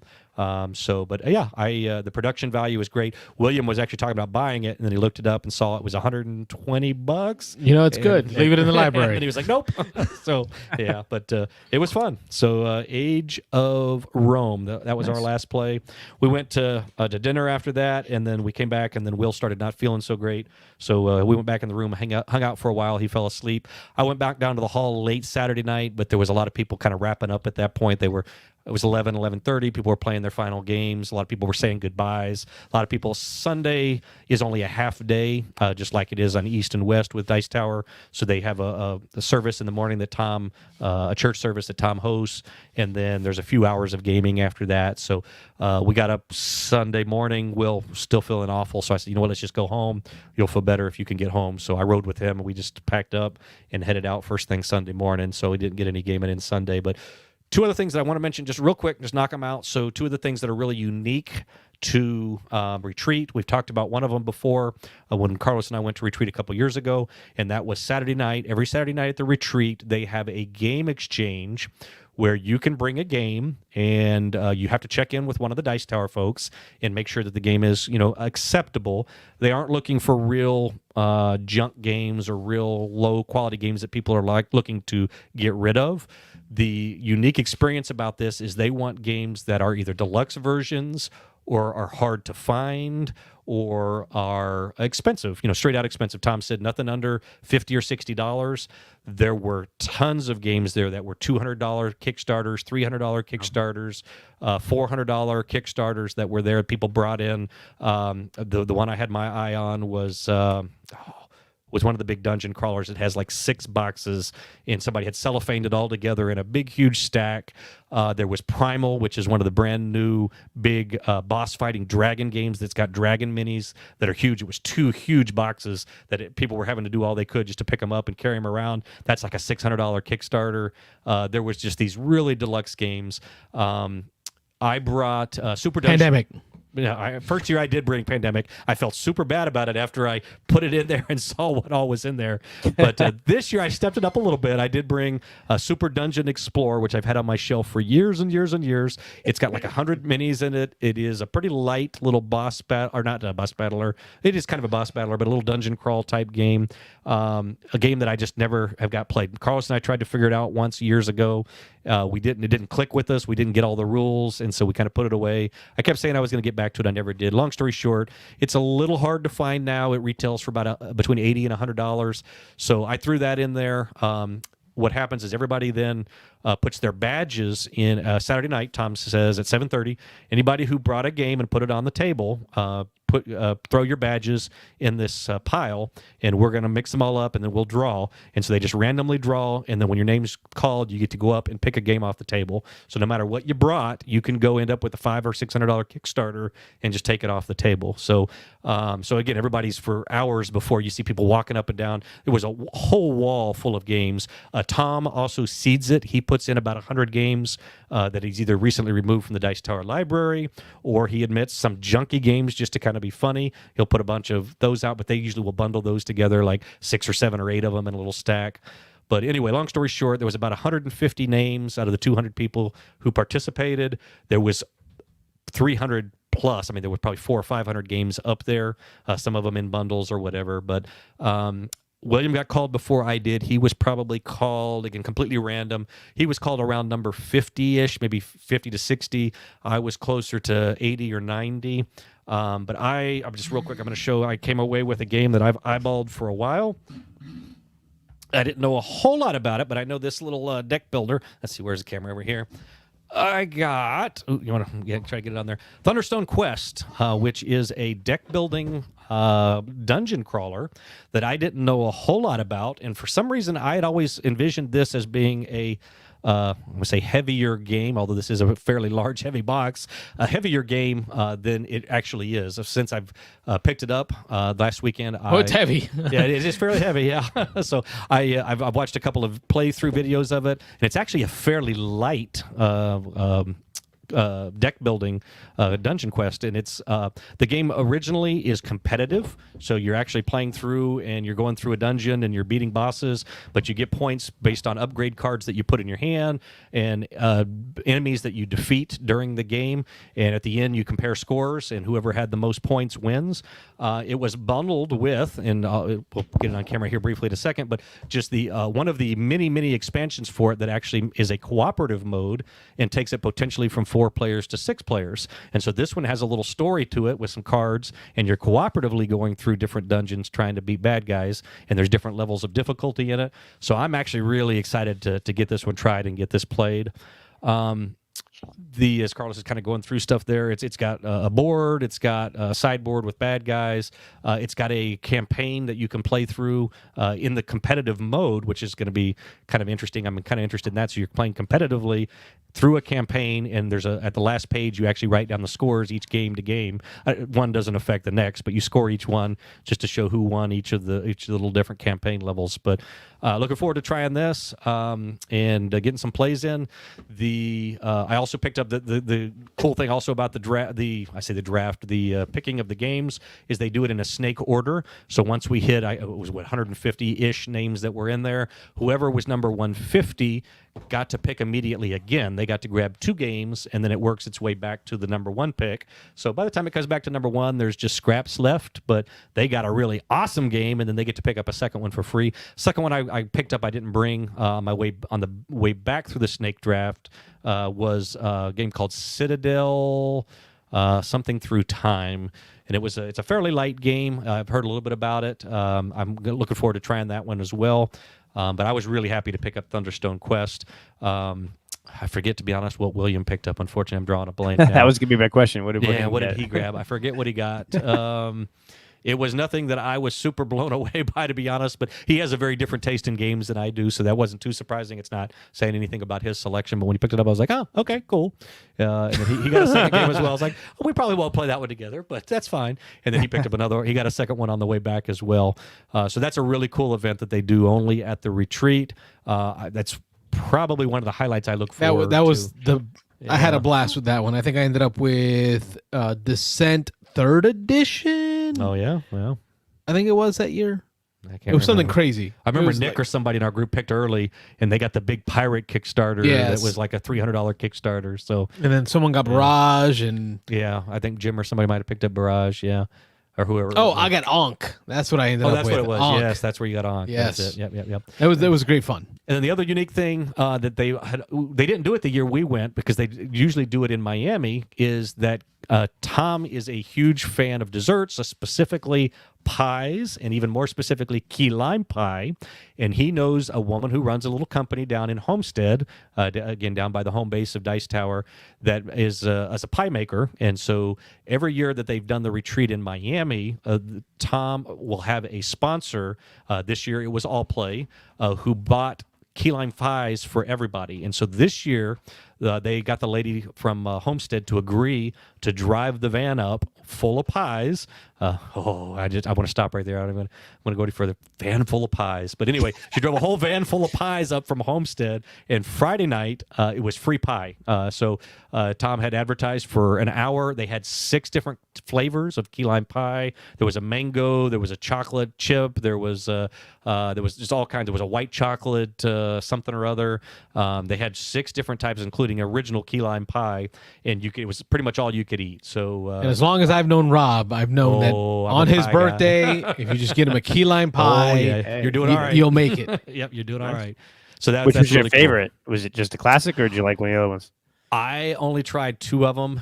We had not eaten dinner because we were stuck in that game of Plum Island, and You're a grown adult. You can, when you grow up, you can. I eat know sweets all day, right?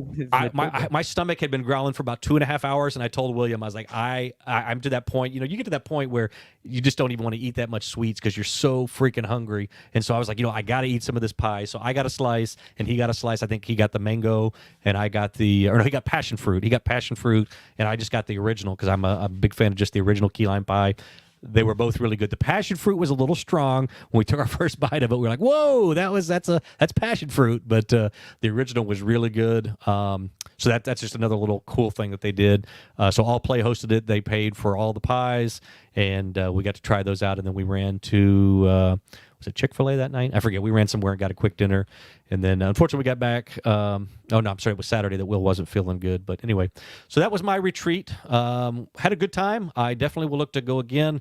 Just as a bit of a side note, Tom, did make a big announcement that again he's not going to grow the retreat. He wants to keep it at a small number, which I can understand that. The other cons are for the big blowouts and all the stuff. He said they want to keep this easy for them to run.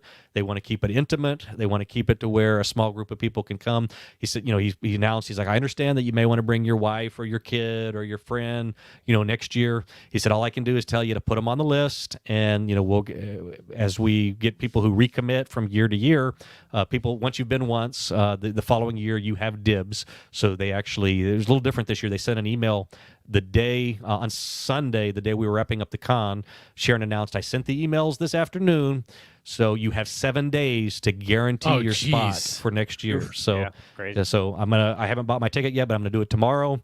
So I am committing again to next year. So that may get some people to fall out. They just financially or whatever, people may not be able to commit I that just quick. spent a bunch of money in Orlando for a week. Exactly. So, but I am definitely getting back in. If anybody's interested, you need to email Tom at dicetower.com.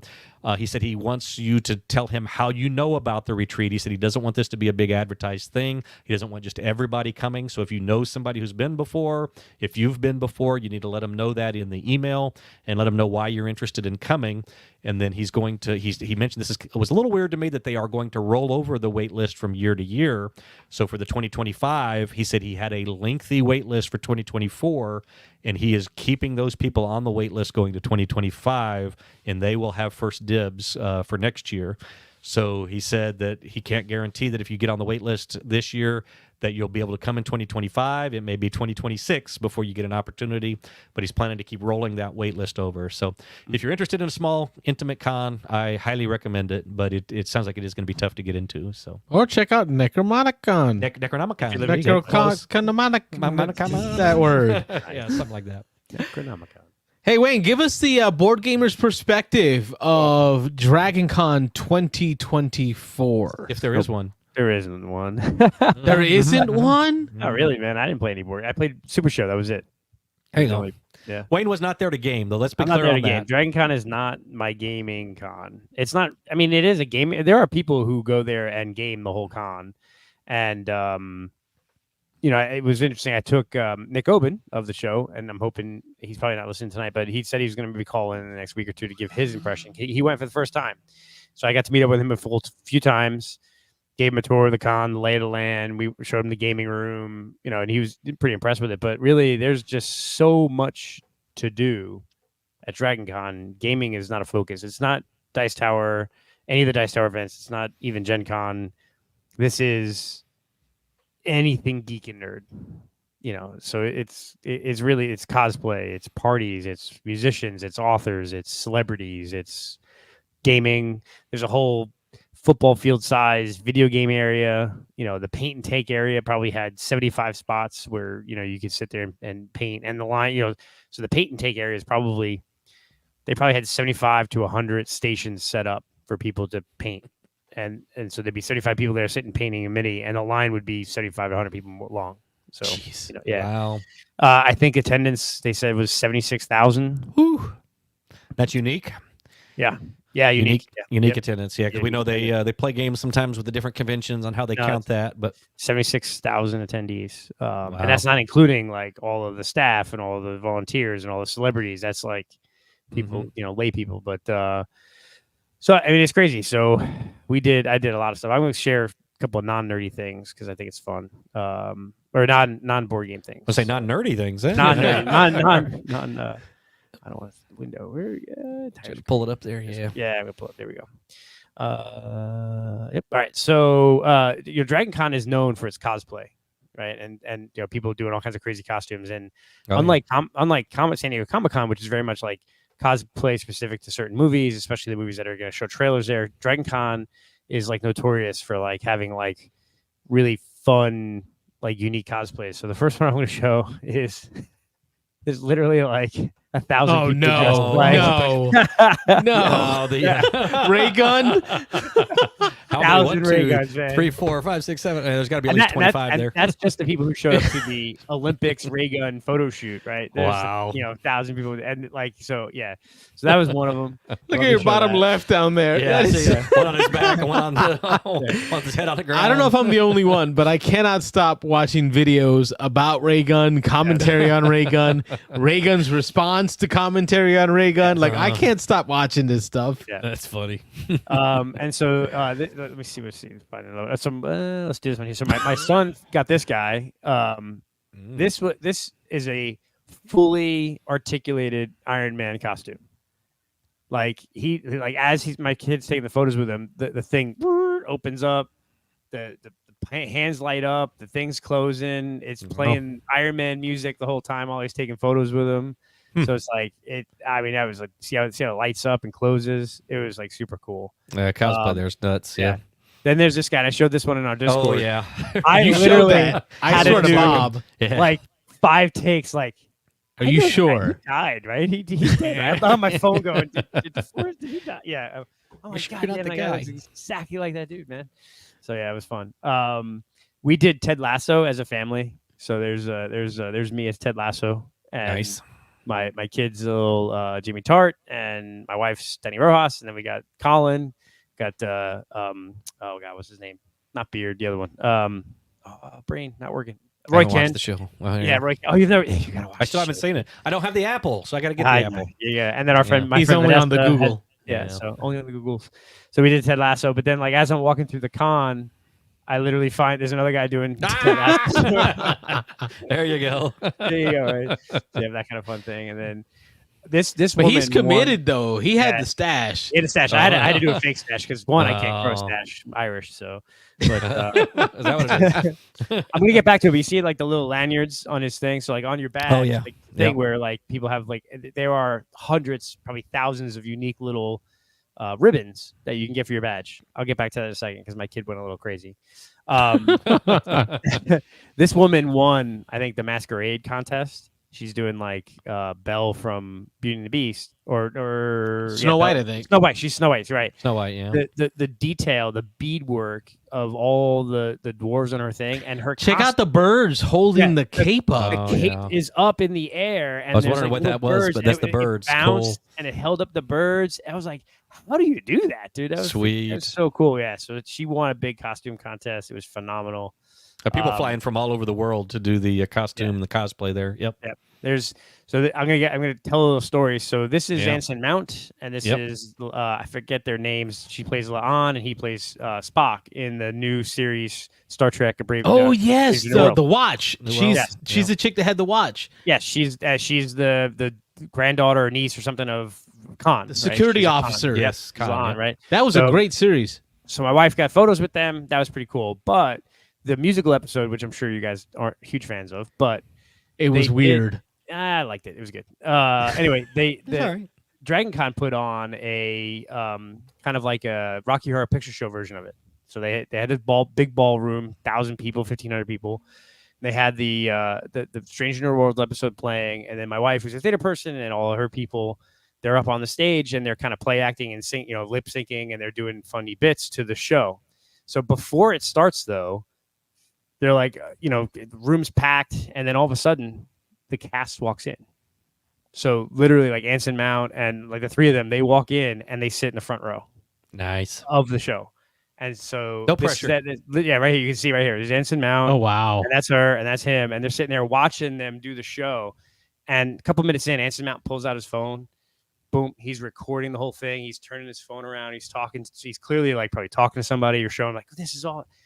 They were blown away. They were like, this is amazing. They were feeling the love. They were feeling the love. And then afterwards, they're like sitting there taking photos with all the cast and up on the stage and just loving it.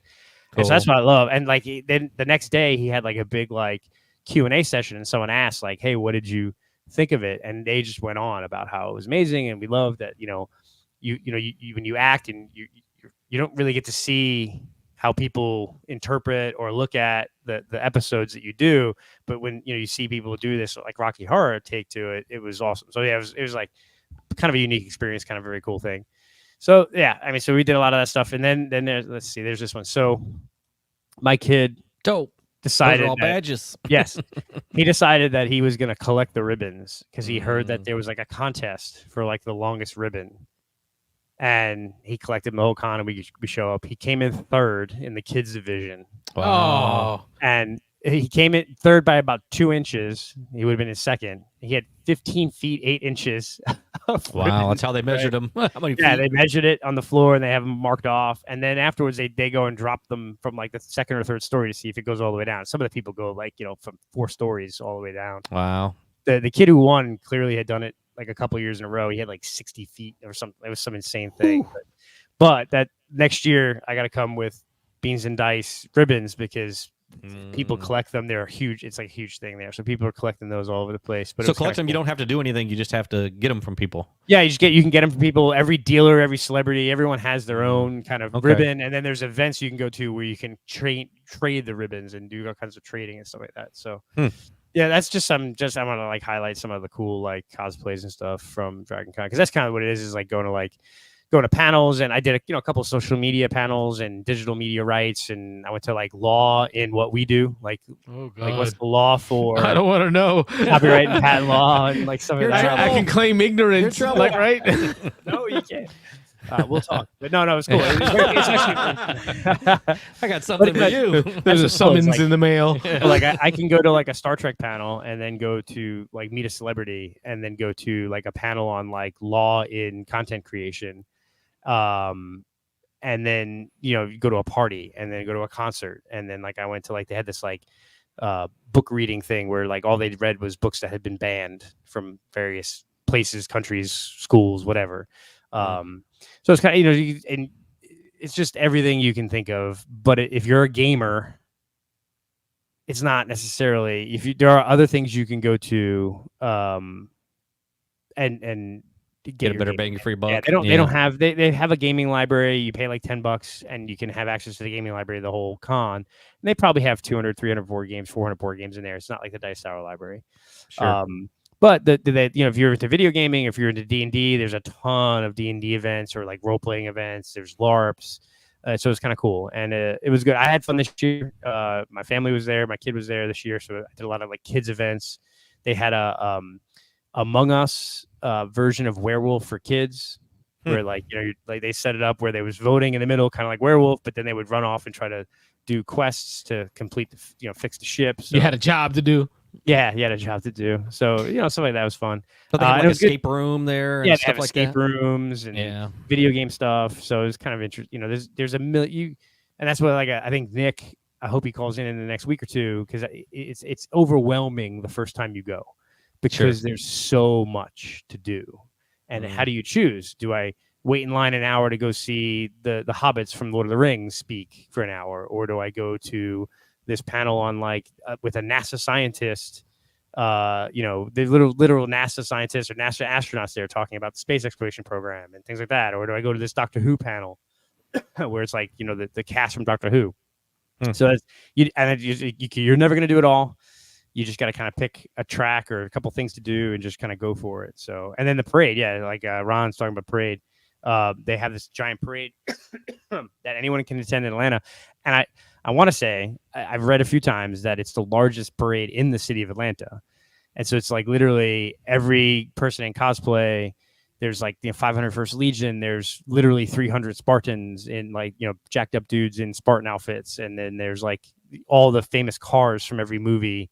The Dukes of Hazzard and Kit and the Ghostbuster vehicle and things like that. So, and it's what literally, if not the largest, one of the largest parades in the city of Atlanta. So it's kind of cool. So it's just fun. I've long since given up. It used to be my big gaming con, but there's just too much to do. And I have the Dice Tower now. I have Necronomicon.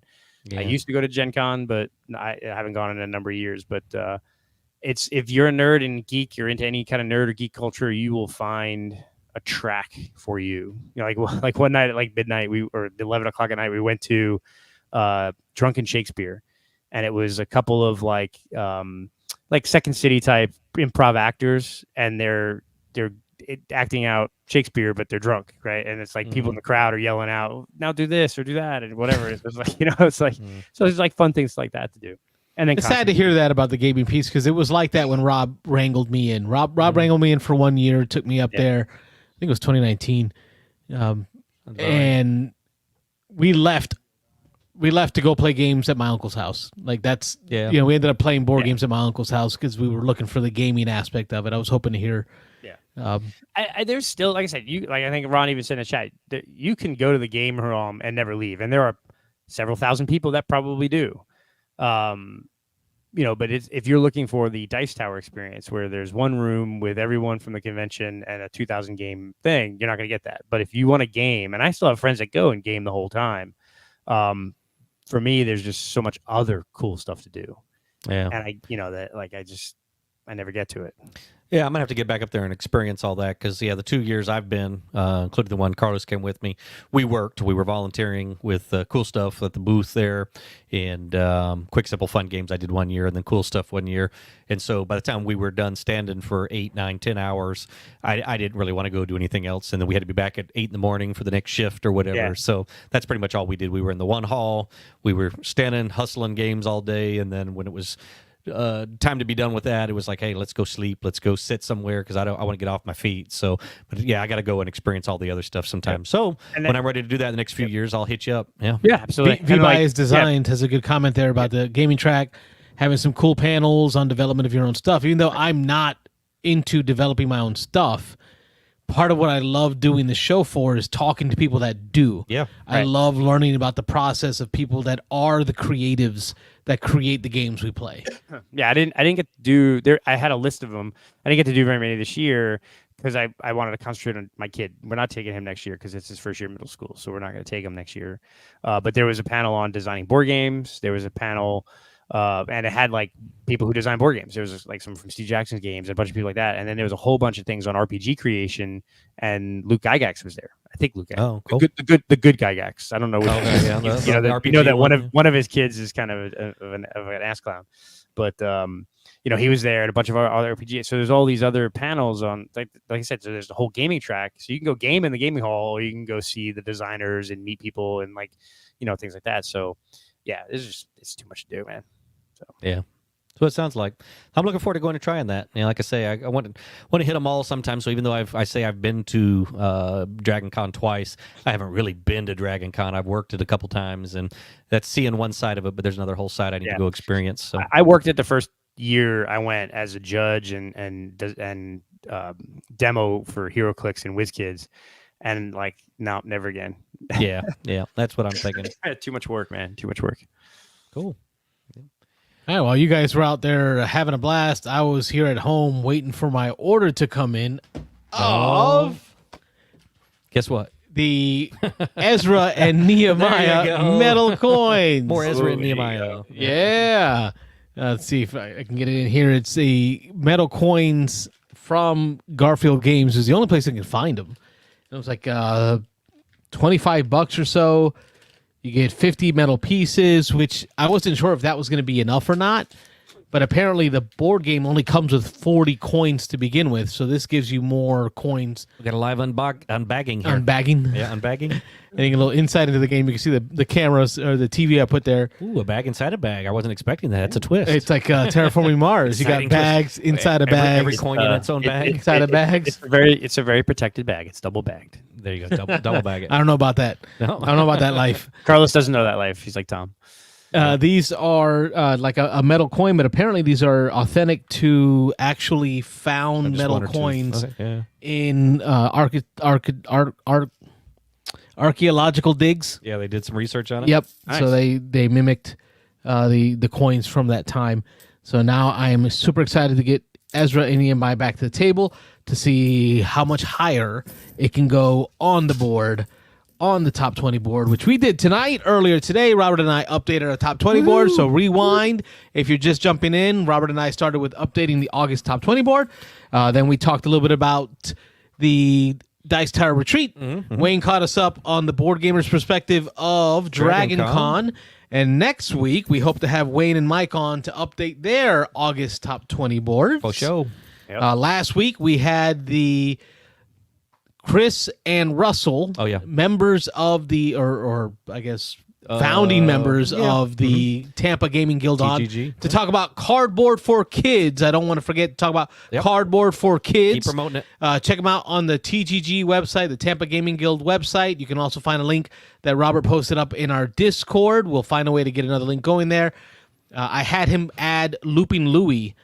Okay, what is it? It's a this is a board game drive for kids with cancer through an organization called One Voice. One Voice, Marianne, who helps to run One Voice, called in last week. We got to talk to her a little bit about what they do for the kids with cancer and how they use games. So we got to get be a part of that drive. Chris told us about some games that he wanted. I asked Chris to throw on Loopin' Louie. He did, and I immediately hit that button. He's got an Amazon wish list. I was able to hit the button and order. My wife just confirmed to me today that my order of Loopin' Louie has made it to the kids. Nice. So the kids will now have a copy of Loopin' Louie. We're working on picking a Tuesday night to help demo these games and teach them these games. You can be a part of this. Check out the image, the flyer, the poster that we posted up in the Discord for Cardboard for Kids, for kids with cancer through One Voice. Help them play some games, get off to video games, and get distracted from everything they have going on. Cardboard for Kids. Cardboard with a K. Yeah. And I didn't get to watch last week's episode yet, so it's on my to watch later. So that'll be this weekend. So I'll catch up. So if you haven't watched last week's episode, you can always go back and watch it. That was I'm good. yeah, I'm looking forward to that because I didn't realize that someone called in from it and talked. Yeah, that's cool. We talked for a good 20 minutes, I think. Yeah, it was good. Yeah. She invited us out. Which was crazy to me. She said, "Hey, y'all need to come on a Tuesday night and teach these games. Come play with kids." I'm like, you don't even know me, lady. Sign me up. Yep. And that's what I said. So Chris is going to work on picking a date that they're available, the Tampa Gaming Guild, and then we'll work in conjunction with the Tampa Gaming Guild to go out there and demo some board games to these kids. They have an academy out in Brandon, so it's a school for the kids with cancer where they can still go to school while dealing with all their treatments, so still keep up with school. And then every Tuesday nights from 6 to 8, they have kind of like a little board game night where the kids and families get to play games. So we have an opportunity as Beans and Dicers to go out there and teach them some of the games that we are sending them. That's my hope. If we send them games and we can teach them to play them, not only have we given them fish, we taught them how to fish. There we go. Do we have any announcements about upcoming guests or anything yet? Or next week, Wayne, one of your peeps from Dice Tower East is coming on. I couldn't pronounce it. Amo Bunnies, yeah. Yep. So they're going to be joining us to talk about their game that Wayne demoed out in Dice Tower East. I will be sending them a link. It's very root-ish game, but for family weight. That's my only announcement I got. Okay, we're working on getting, is it Jeff from designer of Verhood. Verhood, with, what's the name of the company? Weather Vane. Weather Games. Where he wants to come back on the show, give us an update on what's going on with that. He's made some changes. He's done some things. He's gone to a lot of conventions. It looks great. Yeah, it's looking really good. I remember the first iteration he showed us. I felt overwhelmed. Yeah.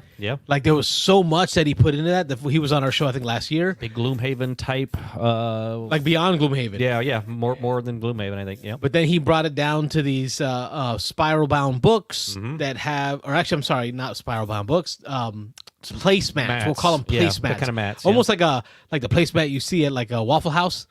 Kind of a placemat where it's got the map and the special rules for that adventure and how to set it up all on the one placemat ready to go. Yep.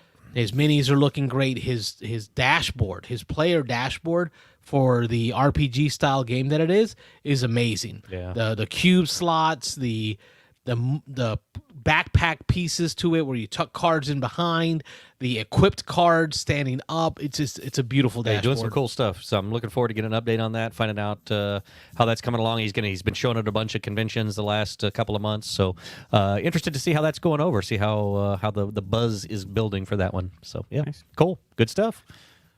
All right, folks, that'll do it for another episode of the Beans and Dice Podcast, the podcast about How we game. Thank you for watching. We will catch you all next week. Good night, everybody. Don't forget, during the week, leave your voicemails to let us know what you got going on. We will play them at the beginning of the show on the following week. We thank you for watching. I'm Carlos. I'm Rob. And I'm Wayne. Thanks for watching the Beans and Dice podcast. Don't forget to like and subscribe. Tell your friends.